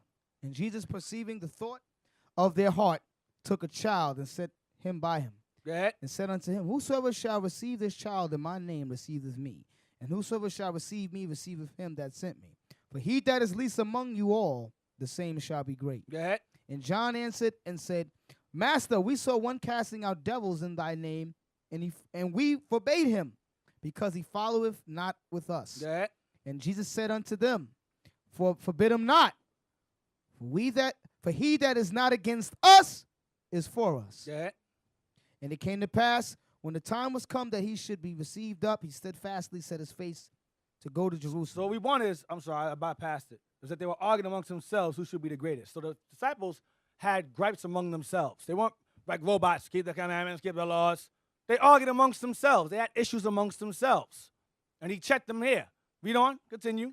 And sent messengers before his face, and they went, and entered into a village of the Samaritans to make ready for him. Go ahead. Mary have chosen that good part. Oh, I'm sorry. Pages. And they did not receive him. So he went to a village of the Samaritans, and he said, now you can't stay here. To Christ. Go ahead. Verse 53, and they did not receive him, because his face was as though he would go to Jerusalem. Because they knew he was trying to head to Jerusalem. They said, you want to Jerusalem? You can't stay here. Because they had beef. Go ahead. And when his disciples, James and John, saw this, So his disciples, James and John, saw this. Go ahead. they said, Lord, wilt thou that we command fire to come down from heaven and consume them, even as Elijah did? Can we kill these people? Can we kill these people here? Burn this village to the ground? They was mad. So the disciples got angry. Being angry is normal. Y'all understand? Read on. But he turned and rebuked them and said, Ye know not what manner of spirit ye are of. For the Son of Man is not come to destroy men's lives, but to save them. And they went to another village. So he checked them. He said, you brothers are not thinking straight. Don't do that. I ain't coming to destroy, I came to save lives. That's why we're not going to sit up here and go back and forth. You call IRS, you're going to call so-and-so on you. I'm not doing that. It is what it is. Do what you want to do. But to make those threats and comments, it pisses me off. I can't stand it. Get Luke 22. 24. Almost done.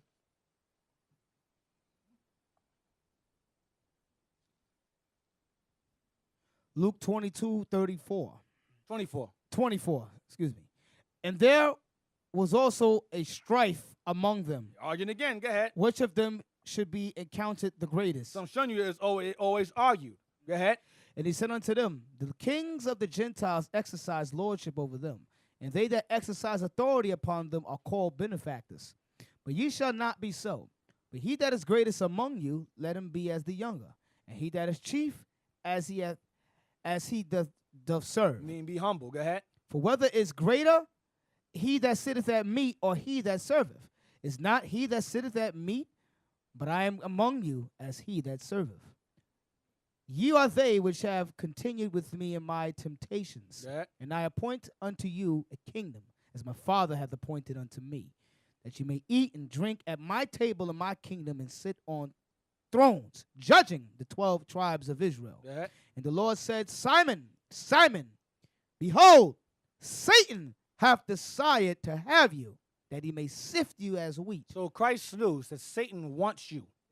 Peter was supposed to be the elder. Remember, you had Peter, James, and John became the pillars. And James and John were the ones that say, yo, can we kill these people? That was them earlier. You understand? But eventually they grew out of that, they matured and became leaders. And Christ said, listen, Peter, Satan wants you the most. He want to sift through you. Go ahead. That you may eat, Satan hath desired to have you, that you may sift you as wheat. Go ahead. But I have prayed for thee, that thy faith fail not. That your faith fail not. Go ahead. And when thou art converted, when you are, remember he said, when you are converted. He was already a disciple, healing, doing all kind of miracles. But Christ said to Peter, when you are, because he wasn't converted fully. He was still battling. He had weaknesses amongst him. When you are converted, go ahead. Strengthen thy brethren. Then be a leader. When you are fully converted, then strengthen the people. Because he wasn't yet. Even though he had the spiritual power, he was a leader and so forth. He was not built up quite yet. You understand? Hey, Deacon Item, what's heavy in that right there is that when you read the scripture, Christ is letting Peter know something that he didn't know. You understand? Christ is letting Peter know that, listen, Satan desire you. You understand what I mean? Satan want to use you. You understand? That's why, you know, the bishop did a class last year time, you know, going into anybody could be a Judas. You understand? Satan could use any one of you brothers inside here. Any one of us Satan could use. You understand? But Christ told Peter, listen, I'm going to pray for you. You understand? I'm going to pray for you, but I just letting you know Satan desire you. You know? So you brothers keep that in mind. You know, you brothers that's amongst us, especially you leaders, you brothers that making moves, that putting in work in this truth, Satan is going to come to destroy you. You understand? And he could destroy you through many different things. He could come through adultery. You understand? To get you, you might be struggling with the lust of a whoremonger lust or adulterer lust. He could come through you to that, through stealing, through lying, through whatever way he could come to you. It could be through you don't want to forgive somebody, you carrying grudges. You understand? Whatever way, Satan gonna come to you and try to destroy you, brothers and sisters, man. Always remember that. You know, always remember that, man. You know? All right, Matthew 19:27. Matthew 19, verse 27.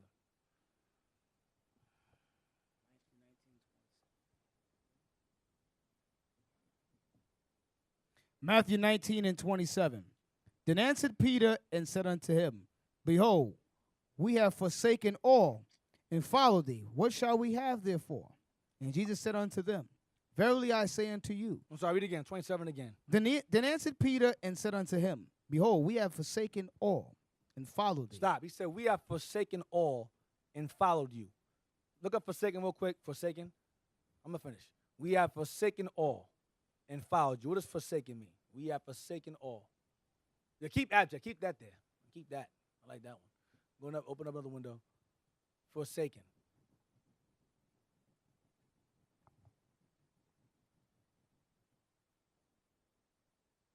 It says to renounce or turn away from entirely. So he says, the disciples said, we have forsaken all. What do they forsake? Read the next verse. Watch this. Because y'all thinking this truth is all kumbaya, everyone gets along, and all that stuff in life. Life's going to go well. No. Read again. Read the next verse. 20, next verse. verse 28.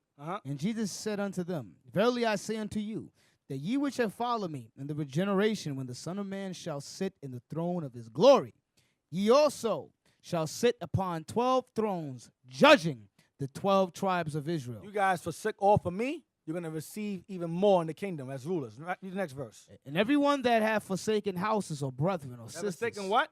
Houses. Because if you have more than one house, they forsook it and gave it to those who needed it. Go ahead. Or brethren. They lost their brothers. Go ahead. Or sisters. Lost their sisters. Or father. Forsook their fathers. Or mother. Forsook their mothers.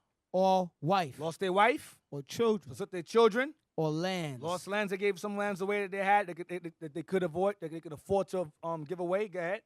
For my name's sake. Or for my name's sake, for the gospel's sake. Go ahead. Shall receive an hundredfold and shall inherit everlasting life. So the disciples lost a lot in the walk that they were in. They gave away a lot. They lost family, they lost wives, they lost children, they forsook many things. And they asked the Lord, what are we going to get in return? Christ said 100-fold of that. Whatever that even means. 100-fold you'll get back for what you lost. So in this truth, they're going to lose some brethren and gain some brethren. Lose a sister, gain sisters. Lose a mother, gain a mother. Lose father, gain a father. Y'all understand? So you can't be all, oh, he left, oh, no. Listen, you're going to lose some, you're going to win some. That's the walk we're in. Luke 10:38. I ain't got much left. Luke 10:38. Luke 10:38. Now it came to pass as they went that he entered into a certain village, and a certain woman named Martha received him into her house. So a certain woman named Martha allowed Christ to come and teach in her home. Martha allowed Christ to teach in her home. Martha, watch this. Go ahead. And she had a sister called Mary, And she had a sister named Mary. Go ahead. which also sat at Jesus' feet and heard his words. She sat and learned from Christ and heard his words. Go ahead. But Martha was cumbered about much serving. She was being hindered. She couldn't learn because she was too busy serving people. So now Martha's doing the serving in her home that she opened her house to for Christ to teach in. So she's all hindered, and oh man, she has a lot. She's laboring a lot on her table. So while her sister's sitting there learning, she's handling things on her own. Watch this. And came to him and said, Lord, dost thou not care that my sister have left me to serve alone? You don't care that my sister left me by myself. I'm handling this by myself. I'm serving you by myself. I need help. So now, one. So the sister brought forth a complaint to the Lord about her sister not helping her, and rightfully so, because she's doing it alone, and she has a large audience in the house, right? Go ahead. Bid her therefore that she help me. And he said, tell her to help me. Go ahead. And Jesus answered and said unto her, Martha, Martha, Martha, Martha. Go ahead. thou art careful and troubled about many things. You worrying too much. You worry about too much stuff. Go ahead. But one thing is needful. There's one thing that's the most important. Go ahead. But one thing is needful, and Mary have chosen that good part, which shall not be taken away from her. He dismissed her. He said, yeah, okay, that's nice, Martha, whatever. Some of y'all going here, I'm writing a complaint about Christ. You ain't right. Write a complaint. That's some of y'all doing here. Some of y'all are that sensitive. Martha complained. Christ said, yeah, Martha, don't worry about it. She's doing something that's more important. You just keep doing what you're doing. He dismissed that. Some things you have to dismiss. You understand? But some of y'all here get emotional. I'm gonna write a complaint over small things, small things. Christ dismissed that. That's how he was. He's like, yo, she's doing something more important than all that. You can handle your business. You're doing all right. Just keep serving like you've been doing. You understand? So I'm showing you the demeanor that Christ had. He had a demeanor of what's more important is people learning. All that small complaint stuff, he ain't got time. He ain't have time for that. He said, all right, whatever. Okay, Martha, you trouble too many things. You too worrisome. Dismissed it. 1 Kings 9:4. And if thou wilt walk before me, as David thy father walked, This is the Lord speaking to Solomon. Go ahead. as David thy father walked, in integrity of heart In and what? an integrity of heart In integrity of heart. Go ahead.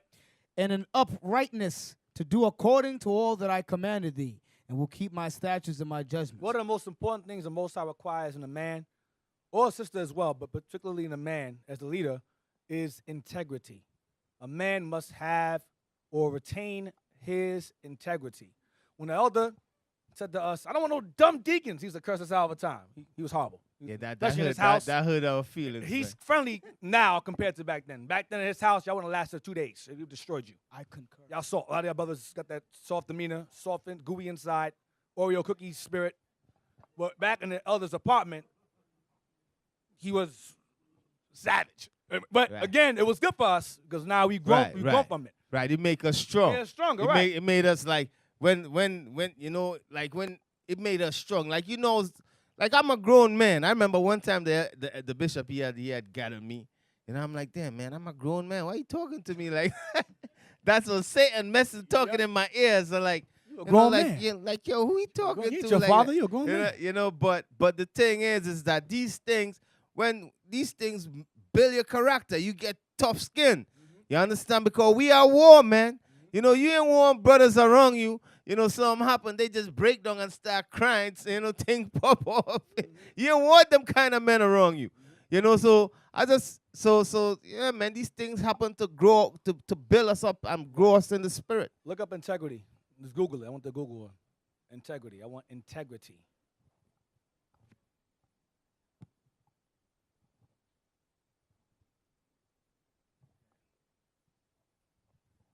It's very important because the elder always, that's why he'll say things to you to get under your skin. He'll say things like, I don't want no, he'll say certain things indirectly to you, and some of y'all may take offense to it. He'll either be talking about you or not, but you'll get offended. It is. Like, for example, I said earlier, if I throw something out there and you're offended by it, I am talking about you. That's how I leave it. I'm not going to sit there and say I'll talk about you, but if I throw something out there and you get offended by it, then it's about you. I've heard people say about me online, Deacon Hathan throws rocks and hides his hands. I don't hide my hands. I throw more rocks. I don't hide my hands. I throw bigger ones so you know it was me. Integrity.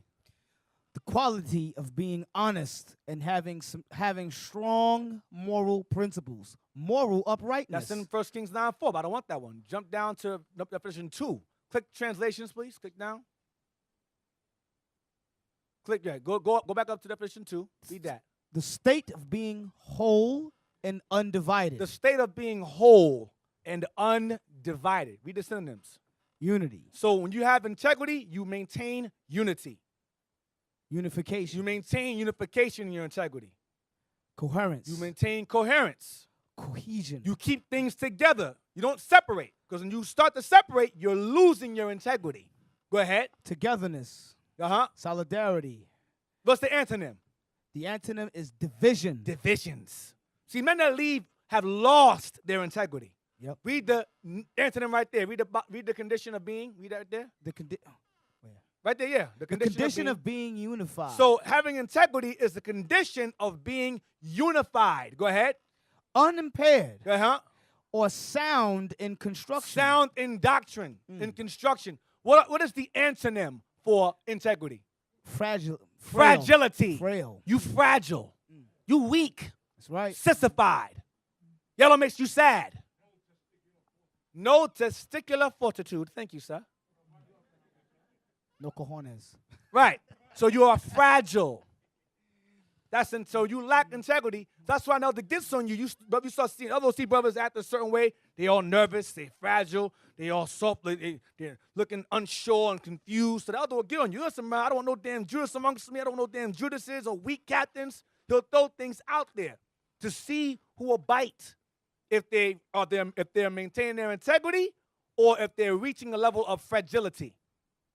That's what's happening. To see if brothers are going to take it and eat it and deal with it or run away from it and go, nah, you're being evil. You're evil surmising. No, it's not evil surmising. If the elder sees something in you, then just accept it for what it is and grow from it. But brothers can't take that constructive criticism. They go, nah, he's accusing me. He's sunning me in front of my peers. Well, Christ called Peter the devil. And Peter didn't say, hey, Christ, listen, my peers, they were there. You called me the devil. Matthew 18, I'm going to record it, okay? That's not in the Bible. That's not in the Bible. Peter ate it, and Christ said, when you're converted, strengthen the brethren. So what was he saying to Christ in front of everybody? You ain't ready yet. He had the power, he had spiritual power. He was a leader. Christ said, you ain't ready yet. In front of his peers. He didn't catch feelings for that. Brothers catch feelings in here, and you a disciple? Nah, you're not. You're not. Not yet. Get Job 27:5. Job 27:5. In verse 5, yes. Job 27:5. Now, to give you the history of Job in brief, I'll be fast. Job, there was a deal between the Lord and the devil. Satan saw that Job was a righteous man, that maintained his house in righteousness and so forth, avoided evil. And Satan said, I guarantee you, take your power, your shield from him, your protection from him, and I have him curse you to your face. The Lord said, deal, no problem. But there was something that the Lord saw in Job that he wanted to be purged out of Job. That's why he allowed that to happen in the first place. You got to read Job. But read on. Job 27 and verse 5. Job chapter 27 and verse 5. Because his boys are saying the reason why you're going through all this hell is because you did something wrong. his friends start to blame him. So read what he says to them. God forbid that I should justify you. God forbid that I should make you guys right in your assumption and your accusation against me for being judged like this. Go ahead. Till I die, I will not remove mine integrity from me. Until I die, I will not remove my integrity from me. I will remain solid. I will remain stable in my mind. Get on Proverbs 11 verse 3. Proverbs 11 and verse 3. So Job maintained his integrity. And when you read the last chapter, the Lord cursed him out. After he judged him, killed his kids, turned his wife against him, turned his friends against him, he said, listen, my family, get it. No, I gotta get it. Get Job 38 verse 1. No, hold that. Get Proverbs first. I'll go back to that. Proverbs first. I want that. I'm getting excited. Go Proverbs 11 first. Proverbs. Then I'll get Job. 11 and 3. 11 and 3. Yes. Proverbs chapter 11 and 3. The integrity of the upright shall guide them. The integrity of the upright, of the righteous, shall guide them. Shall keep you solid, cohesive, within the unity. You will maintain that cohesion, that unification. You'll maintain that. Go ahead. But the perverseness of transgressors But the perverseness of sinners who will try to reach out to you and call you over and over again and try to harass you and twist your mind against those who are trying to help you maintain your integrity. Go ahead. shall destroy them. They will destroy your integrity. They'll be in your ear, speaking perverse things and turn you against your family, who you've known for years, and corrupt your integrity. This is what we've seen this time and time again. That's what this is the way he is. He'll get on you. It may seem rough or evil or harsh at the moment, but it's done for a reason. When the elder sees a brother's failing in spirit, or he looks worrisome or confused, or he sees a weakness in you, he's going to address it. No matter how you like it, he's going to address it. Whether if you're going to take it and learn from it and go, you know what, you're right, and stand strong in this, or you're accusing me, I'm leaving. No, you have not held fast your integrity. Get Job 38 and 1. In other words, man up. Job 38 and 1.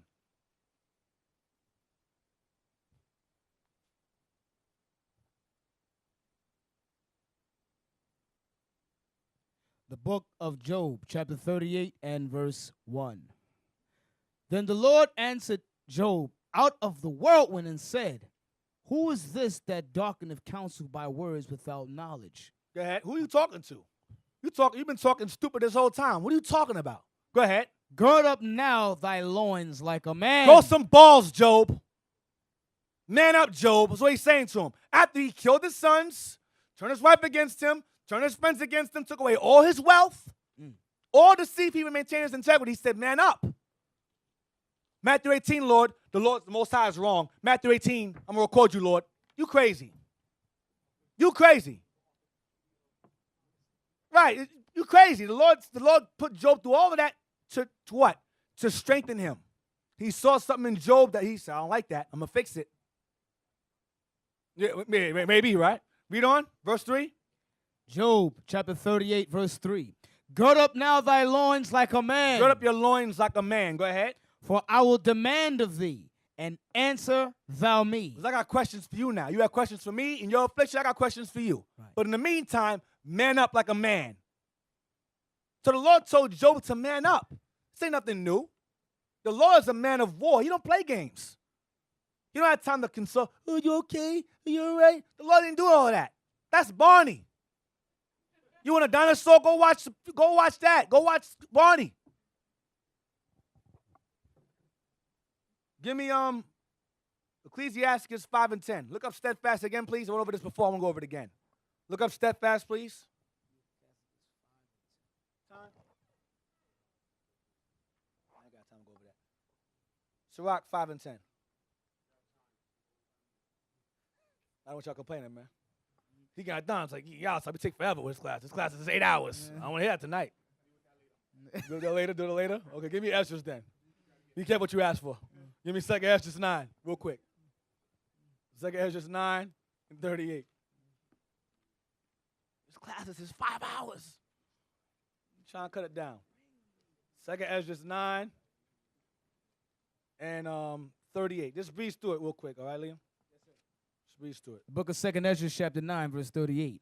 And when I spake these things in my heart, I looked back with mine eyes, and upon the right side I saw a woman, and behold, she mourned and wept with a loud voice, and was much grieved in heart, and her clothes were rent, and she had ashes upon her So he head. turns around and sees a sister crying, loud behind him. Go ahead. Then let I my thoughts go that I was in, and turned me unto her, and said unto her, Wherefore weepest thou? The Lord has Ezra, this is crazy. The Lord has Ezra in a vision. He doesn't realize he's in a vision right now. So he's talking to a woman, okay? Now he thinks he's talking, well, it's not really, well, it's a deep story. But the point is he's talking to a woman. She's crying right now. So he turns around to address her. Go ahead, while she's in her mourning. Go ahead. And said unto her, Wherefore weepest thou? What are you crying for? Why art thou so grieved in thy mind? What's wrong? And she said unto me, Sir, let me alone, that I may bewail myself and add unto my sorrow. For I am sore vexed in my mind, and brought very low. Go ahead. And I said unto her, What aileth thee? Tell me. She said unto me, I thy servant have been barren, and had no child, though I had an husband 30 years. Go ahead. And those 30 years I did nothing else day and night and every hour, but make my prayer to the highest. After 30 years God heard me, thy handmaid looked upon my misery, considered my trouble, and gave me a son. Uh-huh. And I was very glad of him. So was my husband also, and also my neighbors. And we gave great honor unto the Almighty. And I nourished him with great travail. So when he grew up and came to the time that he should have a wife, I made a feast. Next chapter in verse 1. And it came to pass that when my son was entered into the wedding chamber, he fell down and died. Go ahead. Then we all overthrew the lights, and all my neighbors rose up to comfort me. So I took my rest unto the second day at night. And it came to pass when they had all left to comfort me, to the end I might be quiet. To calm me down. Then rose I up by night and fled, and came hither into this field, and thou seest. And I do know. And I do now propose not to return into the city, but here to stay, and neither to eat nor drink, but continually to mourn and to fast until I die. I'm going to kill myself. Go ahead. Then left I the meditations wherein I was, and spake to her in anger, saying, Stop. Ezra spoke to her in anger. This woman just lost her only son. Took her 30 years to have. She's suicidal. Ezra stops and speaks to her in anger. How insensitive of him. Read on. See what he says. Thou foolish woman above all other, seest thou not our mourning and what happened unto us? Ezra is cursing her out now and calling her stupid above all others. It says, do you not see our people's condition as a whole? He looked at beyond. He was, the hell with you and your son. Look at the condition of our people now. Look at Jerusalem. Look, it's in heaps. At this time, Jerusalem was in heaps from Babylon destroying it. He goes, look at your people. Look at the houses burned down. Look around you. Your son, really? Go ahead. And now, thou foolish woman above all other, seest thou not our mourning and what happened unto us? How that Zion our mother is full of heaviness and much humble, mourning very sore? And now seeing we all mourn and are sad, for we are all in heaviness. Art thou grieved for one You son? about one boy? Who the hell with him? Look at the nation as a whole. Go ahead. For ask the earth, and she shall tell thee that it is she which ought to mourn for thee, fall of so many that grow upon her. For out of her came all at the first, and out of her shall all others come.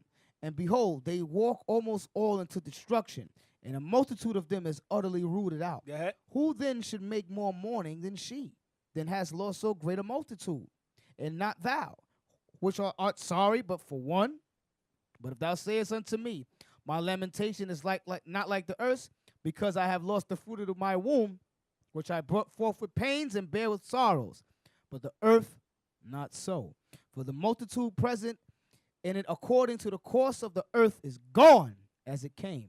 Then said I unto thee, like as thou hast brought forth with labor, even so the earth hath also have given her fruit, namely man, ever since the beginning unto him that made her. Now therefore keep thy sorrow to thyself. What did he say to her? Keep thy sorrow to Yo, thyself. keep that crying to yourself, man. I don't want to hear all that. Go ahead. And bear with a good courage. And do what? And bear with a good courage that which have befallen thee. Maintain your integrity. Go ahead.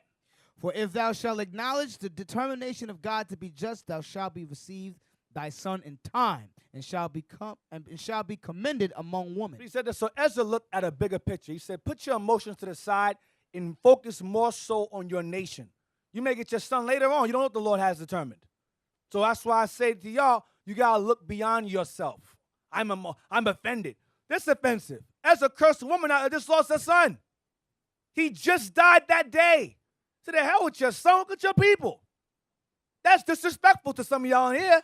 If you came and told me your son just died, I would say, man, the hell with your son, look at the people. Deacon, have him demoted. He's wrong for saying that. I get cursed out. Ezra said it's okay. The evil. So I'm showing you that our people, Ezra and them, they were more focused on the mission. Christ cursed out Peter for saying, I'll defend you. He said, nah, you're saving things of men rather than of God. I don't want to hear that. You sound like the devil. Stop that. So our forefathers had a certain level of integrity that superseded any kind of selfish statements, and they had time for that. You know, listen, your nation is in shambles. Jerusalem is burned and so forth. This one son, he's like, nah, I'm good. Take it, deal with that, you'll be all right. Ezra didn't have time for that. That's how our forefathers were. So if you ain't like that, this ain't for you. If you can't handle that statement he made to her, this is not for you. Go back to the Christian church, go to the Catholic church, you can get molested, or whatever the case may be, whatever. Do what you got to do. Go to Ecclesiastes 5 and 10. Let them feed you Eucharist cookies and play with you and whatever they do over there. Ecclesiastes 5 and 10. Ecclesiasticus chapter 5, verse 10. Be steadfast in thy understanding. Be steadfast in your understanding. Go ahead. And let thy word be the same. And let your words be as yourself. Steadfast. Definition of steadfast, please. Definition of steadfast.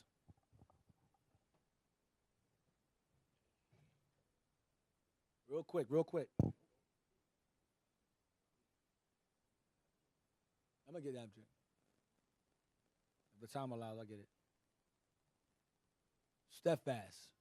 Resolutely or dutifully firm and unwavering. Which goes right back to holding your integrity. It's the same thing. Loyal, faithful, committed, devoted, dedicated, dependable, reliable, steady, true, constant, staunch, solid, trusty. Click more, please. Firm, determined, resolute, relentless, implacable, single-minded, unchanging, unwavering, unhesitating, unfaltering, unswerving, unyielding, unflinching, uncompromising. Click down more translations. Then the antonym for being steadfast is disloyal, irresolute.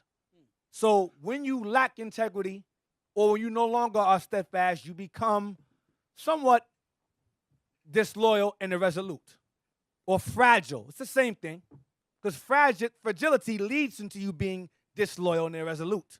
So all those words are relative. That's why I said steadfast, standing firm. But when you lack integrity, you're fragile, fall apart. You're all confused and retarded. Get verse 13. Verse 13. Oh, honor and shame is in talk. So honor and shame is in talk. Your communication, your conversation. Go ahead. And the tongue of man is his will. And the tongue of man is his fall. It is his fall. You must be mindful of what you say and the things you do. Next verse. Be not called a whisperer, and lie not in wait with the tongue. So be not called a person that speaks evil of someone behind closed doors. And lie not in wait with your tongue. You speak opportunity to speak evil of someone when the opportunity presents itself. Don't do that, because that's what Negroes will be doing. That's what they've been doing lately. Read on. For a foul shame is upon the thief, Go ahead. and an evil condemnation upon the double tongue. Why? Because a whisperer is double tongued. They'll say one thing to you, Shalom, Elder, Most High Christ, brethren. They'll speak evil of you behind your back. That's a whisperer. That's a double tongued. And when you're double tongued, that's an evil condemnation upon you. Evil condemnation. Get chapter 6, verse 7. Sirach 6 and 7. If thou wouldest get a friend, prove him first, and be not hasty to credit him. So that's why I say oftentimes brothers who come up from the time of the elders' crib to the time of the elders' basement to the time of the Brooklyn school, I keep close relations with them. I keep an eye on them as well, but I have a closer relationship with them, even in Brooklyn School, because they've been through the trenches. They've seen come, they've seen go. So I'm more closer to them because they've seen things happen, transpire, and live to tell about it. They ain't get bit. They good. Or maybe they are bit, but it's just taking a while for them to transform. It's one or the other. But my eyes are always open. That's what the scriptures say all the time. You must be circumspect. I'm going to show you that. What verse is that, 7? Yes, sir. Read down to verse 9. Verse 8. For some man is a friend for his own occasion. Some friends are friends for their own benefit, what benefits them. Go ahead. And will not abide in the day of thy They trouble. will not abide when you're in trouble. They'll turn their back on you when they're in trouble. When they see fire come, they go the other direction. Go ahead. And there is a friend who being turned to enmity and strife will discover thy reproach. And there's a friend who being turned into hatred and argument will bring shame to you and try to embarrass you through social media, particularly today. So read that verse again, verse 9. And there is a friend who being turned to enmity and strife Turn into hatred and strife for what? will discover thy reproach. Discover your shame. Verse 13. Separate thyself from thine enemies. This goes back again, not only to heathens, but also those who separate themselves. Romans 16, Matthew 18, same thing. Go ahead. And take heed of thy friends. And be mindful of who you call a friend. Take heed of you. Don't get too comfortable. Because oftentimes, brothers, high ranking to low ranking, we get comfortable. And we get too, the elder brought out that term, familiarity breeds contempt. When you get so friendly with a brother that eventually they turn on you. They feel that they're equal to you. That's why Solomon said in Proverbs 25 and verse 6, don't sit in the place of a king, nor in the place of great men, because they start to forget who the king is, or who the leader is, and who the servant is. Start to lose sight of that. Now, like for example, with the parent will let their child call them by their first name. And after a while, the child will start calling you, hey, what up, Tyrone? Yeah, what up, man? What's up? And after a while, you're no longer dad. You're no longer the father. Now you're the friend. Then they get older, disrespect you, punch you in the face, steal from you, lie to you, because you're not their father. You're their friend. You understand what I'm saying? As the scriptures also say, beware your children also. Give me Hebrews 13 and verse 7. Let's put this back in the minds of the people because y'all seem to forget. Hebrews 13 and verse 7. So when we bring these classes out, as annoying and repetitious as it is, it's necessary because some people lose sight of it. Hebrews 13 and verse 7. Hebrews 13 and 7. Remember them which have the rule over you. Remember them which have the rule over you. Go ahead. Who have spoken unto you the word of God, whose faith follow, considering the end of their conversation. Come to verse 17. Verse 17. Obey them that have the rule over you. Comes back with again. Obey them that have the rule over you. Go ahead. And submit yourselves. And what? And submit yourselves. And what? And submit yourselves. And submit yourselves. Submit yourselves. Go ahead. For they watch for your souls. What do we do? For they watch for your souls. Because we look out for you. The class is not to attack and go back and forth. It's because we watch for your souls. You know, some of you in here are very easily moved. You're not unwavering. You're not unflinching. You have very little integrity. And it's taken a while. You have to build it up in years. It comes with experience. It comes with rise. It comes with rising. It comes with falling. It comes with situations. And brothers, that's why I asked early in class, who was around during the time of the elder's crib? Who was around during the time of the elder's basement? Who was around during the time of the Brooklyn school? Who was around during the time of the Bronx school? Because brothers like who've been around that long, they know what I'm talking about. That's why captains even, they're like, who? Captain, who left? Oh, okay. Pass the bread and wine, please. You don't care. Because it's happened over and over again. We know, but some of y'all who are new, he left. Oh, God. Oh, someone take care of my heart. Oh, zoinks. Listen, stop. I'm going to go cry in the sink. Listen. Come on with that, man. Come on with that. I got to go up here. Stop this. Hey, Deacon. Somebody reached out to me and said, have you ever experienced something to this magnitude? I said, keep the commandments and stay in the spirit. That's bro. it. That's it. That's the name of the class. Stay in the spirit. Magnitude? This ain't nothing. This the beginning. I see ain't that big yet. It's small. But read on verse 17 again, the bottom part. But they watch what? For they watch for your souls as they that must give account. We must give account, because if we stand by and let these things go on and y'all get bitten, that blood's on us now. So we must give account. Go ahead. So if you bounce, it ain't our fault. That's your decision. Go ahead. As they that must give account, that they may do it with joy. And we do it out of joy. Go ahead. And not with grief. And not like we're forced to. Some of us, the leaders, they weren't really sincere. They did it because they were made to. They didn't really want to do it. Okay, that's why they'll complain and go, you trying to send brothers to different states and countries. You can't tell brothers to do that. Sure we can. The problem is you too scared to do it. Because to you, this truth is a grief and not a joy. Brothers who love this truth and love their people will go anywhere they're sent to go for the benefit of their people. Anywhere. It don't matter where it is. I'll do it. Ella says, go to Jamaica. Okay. I'll go to Jamaica. It is what it is. I don't care. It's for the benefit. It's beyond me. It's bigger than me. But brothers don't have the integrity to understand it. They go, oh, it's about self. It's about me. What about what I want? What about what you want? It ain't about what you want. As I told the woman, the hell with your son. What about your people? It ain't about what your son. It ain't about your son. It's about your people. Stop being selfish. Stop being scared. If you're scared, then step down from your position. It ain't for you. Hey, read Joshua 1:16.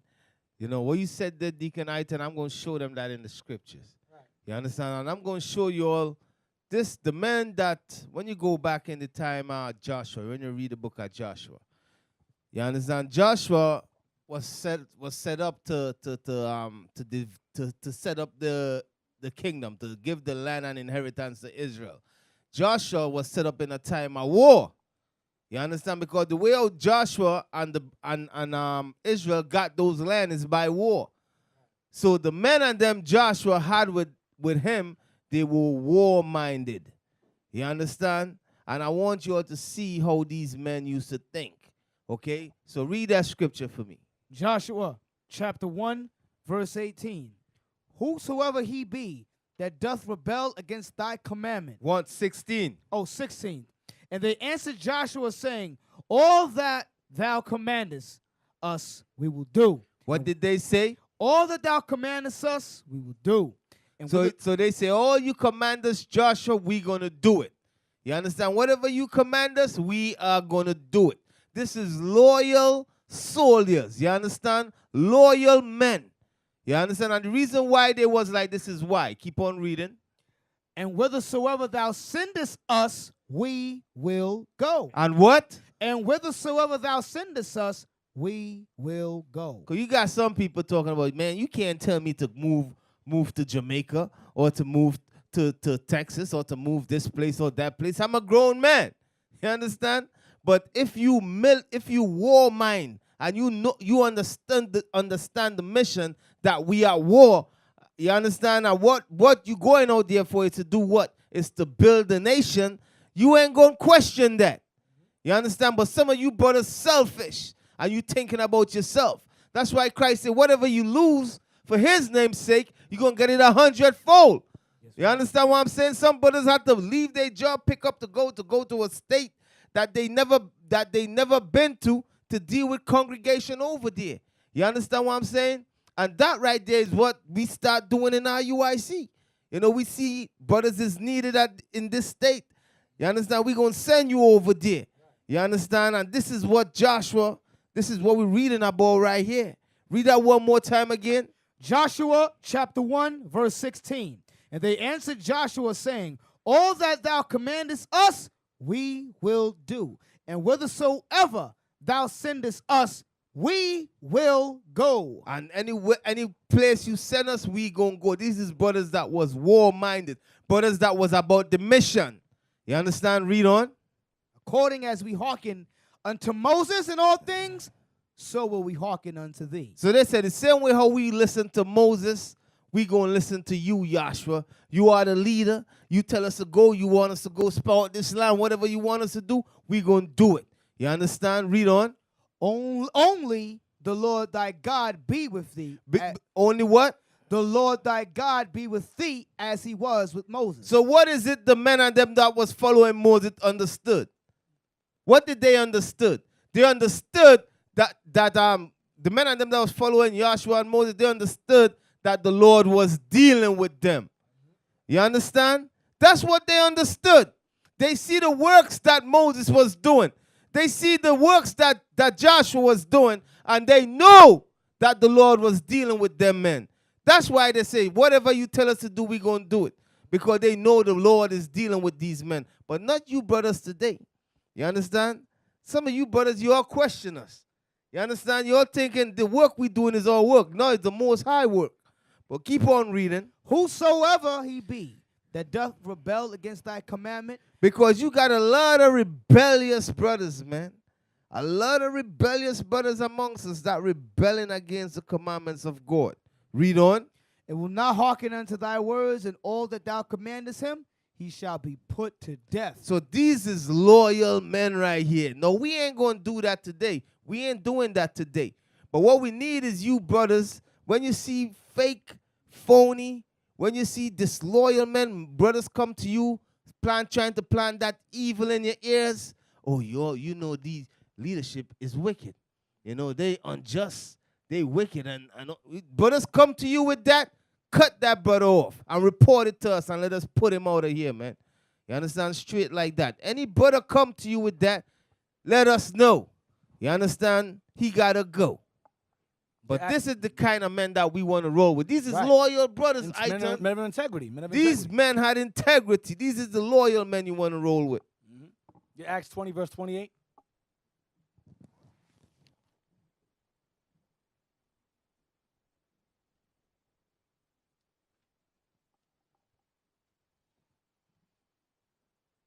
Acts 20, verse 28. The book of Acts, chapter 20, verse 28. Take heed, therefore, unto yourselves and to all the flock, over the which the Holy Ghost have made you overseers. The Most High has made us overseers. That goes back to being serving the people, looking over them, taking an account for them with joy and not with grief. It's the same thing being said. Overseers. Go ahead. To feed the church of God. To feed the church of God with the milk of understanding, so that when any opposition comes against them, they're prepared for it. The milk feeds you, strengthens you spiritually, strengthens your bones spiritually, so we can withstand any blow that comes against the congregation without any wavering. Go ahead. To feed the church of God, which he hath purchased with his own blood. Which Christ died for. Go ahead. For I know this. Paul said, for I know this. Go ahead. That after my departing, when I'm gone, shall grievous wolves enter in among you. Shall grievous wolves enter in among you. Go ahead. Not sparing the flock. Because they're going to only focus on destroying the flock. Go ahead. Also of your own selves. Of your own selves amongst you, your own peers. Go ahead. Shall men arise, speaking perverse things, to draw away disciples after them. After them. So again, I'm showing you that Paul made it clear, scripturally speaking. Brother Levi is saying there's sin in the body. Of course there is. There has to be. Because Paul said right here, you're going to have people among you speaking perverse things, trying to take disciples out with them. So, of course, there's sin in the body. If there isn't, God isn't dealing with it. If it's completely perfect, we shouldn't be. We should be in the kingdom. A perfect congregation is the kingdom. I'm not sure what kind of world you're living in, the world of I don't know what world that is you're in, but scripturally speaking, there's supposed to be sin in the body. There's going to be sin in the body. That's why we have days of atonement. That's why we have repentance. We repent every day. No one in here is perfect. We're striving for perfection. There's sin. People coming in from different walks of life, battling all kind of things.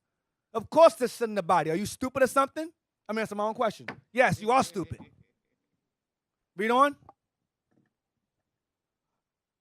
Therefore, watch and remember. Therefore, he says, watch. Going back to being an overseer. Watch and remember. Go ahead.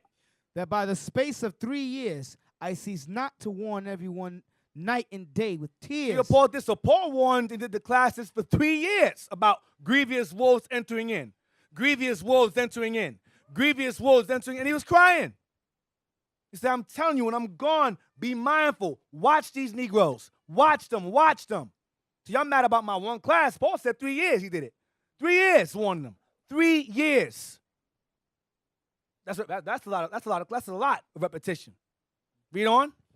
And now, brethren, I commend you to God and to the word of his grace, which is able to build you up. Which is able to what? To build you up. The word of God of his grace is able to build you up. Go ahead. And to give you an inheritance among all them which are sanctified. So the word of God is able to build you up. So when something comes against you, you're able to withstand it. You're able to maintain, be steadfast, and maintain your integrity. Almost done. Give me 1 Corinthians 11, verse 19. Hey, so when Paul said before he leave, grievous wolf going to enter in. When you read the scripture, Galatians, O ye foolish Galatians, Colossians. who have betrayed you. When you read the letters, all the letters that Paul wrote, he was dealing with brothers that came in the congregation and bringing heresies. 2 Thessalonians 2:1. That day shall not come until there be a falling away first. How we started? He said, let no man deceive you. Right. You understand? So grievous wolf, Timothy. yes, grievous wolves came in and was bringing heresies and was destroying brothers and sisters. It's nothing new, man. We live in these things all over again, and we got them grievous wolves here again today. Right. Like there's a movie that Tom Cruise did called Edge of Tomorrow, where he kept dying over and over and over and over again. And he kept getting killed by the alien over and over again. And after a while, he started getting nice. He was like, he started killing them.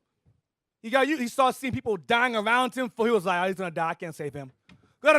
You watch the movie, he's crazy. You got to watch it. But in the movie, he's trying to save people at first. He's trying to save them at first. They're getting killed and crushed by machines. And after a while, he was like, man, the hell with them. I got to save so-and-so. He starts getting, because it was repetition. It was battle after battle over and over and over again. So likewise up here, in some captains and officers amongst us, we've been to the edge of tomorrow. We've seen the same thing over and over and over again. So we're like, yo, he left? Oh, he left? Something wrong with him. She left? Oh, something wrong with her. Whatever. Sisters too, it built like that. Oh, she left? Oh, okay. All praise to Most High Christ, bless sis. All right, she's gone. All right, let me make some bread real quick. They don't have time. They've been around long enough to know what's going on. That's why they laughing now. Because they built. So the men that leave out of here, that's sad. Women outstaging you, man. That's sad.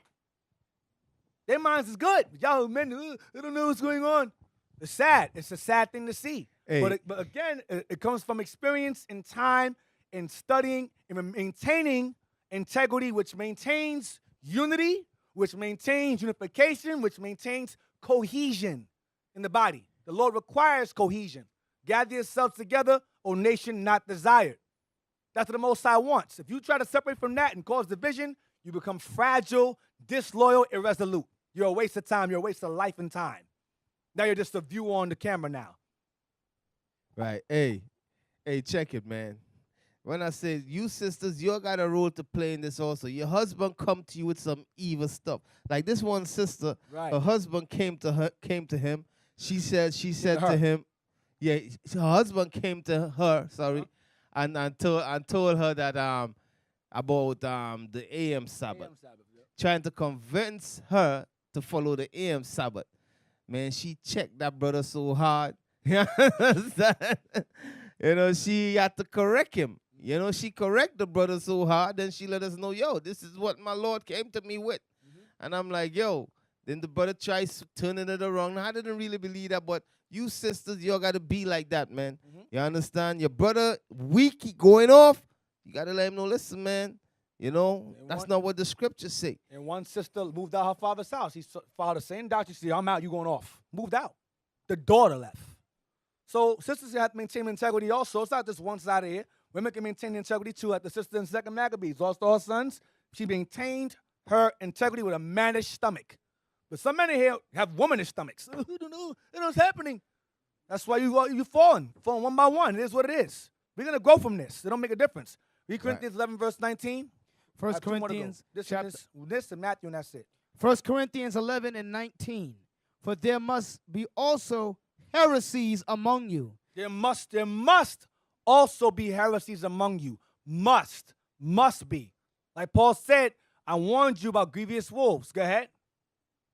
For there must be also heresies among you, that they which are approved may be made manifest among you. That those who maintain their integrity or maintain their steadfastness may be shown among you. meaning the real separated from the fake. That's what he's saying. There must be heresies brought into the body to separate the real from the fake. That's what it's for. Matthew 18, verse 7.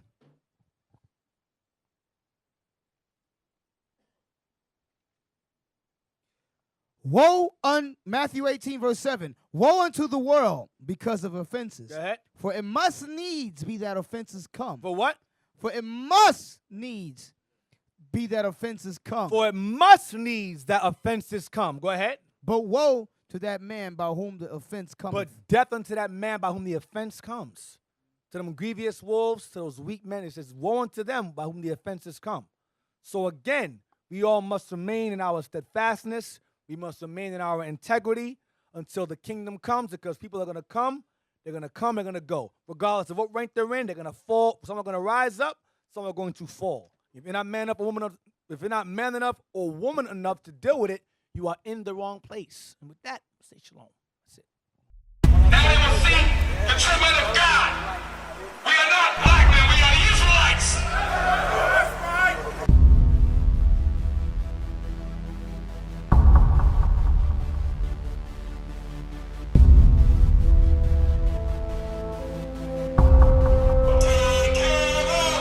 Take care of us. And our children too. We have repented. How are you?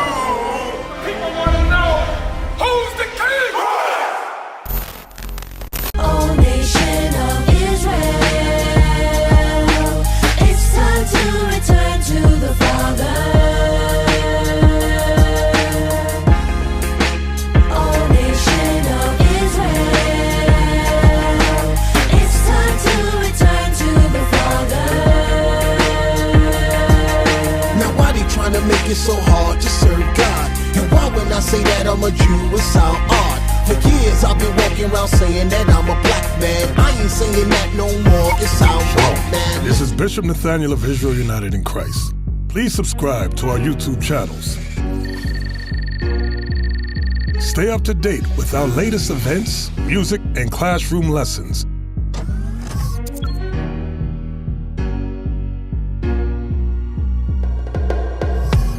IUIC plans to continue visiting different countries where this gospel has not been preached before. IUIC needs your help in pushing this truth.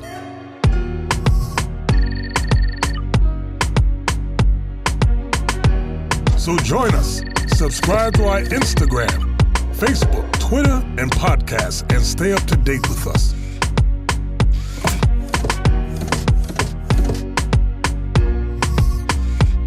For more information, please visit www.israelunite.org.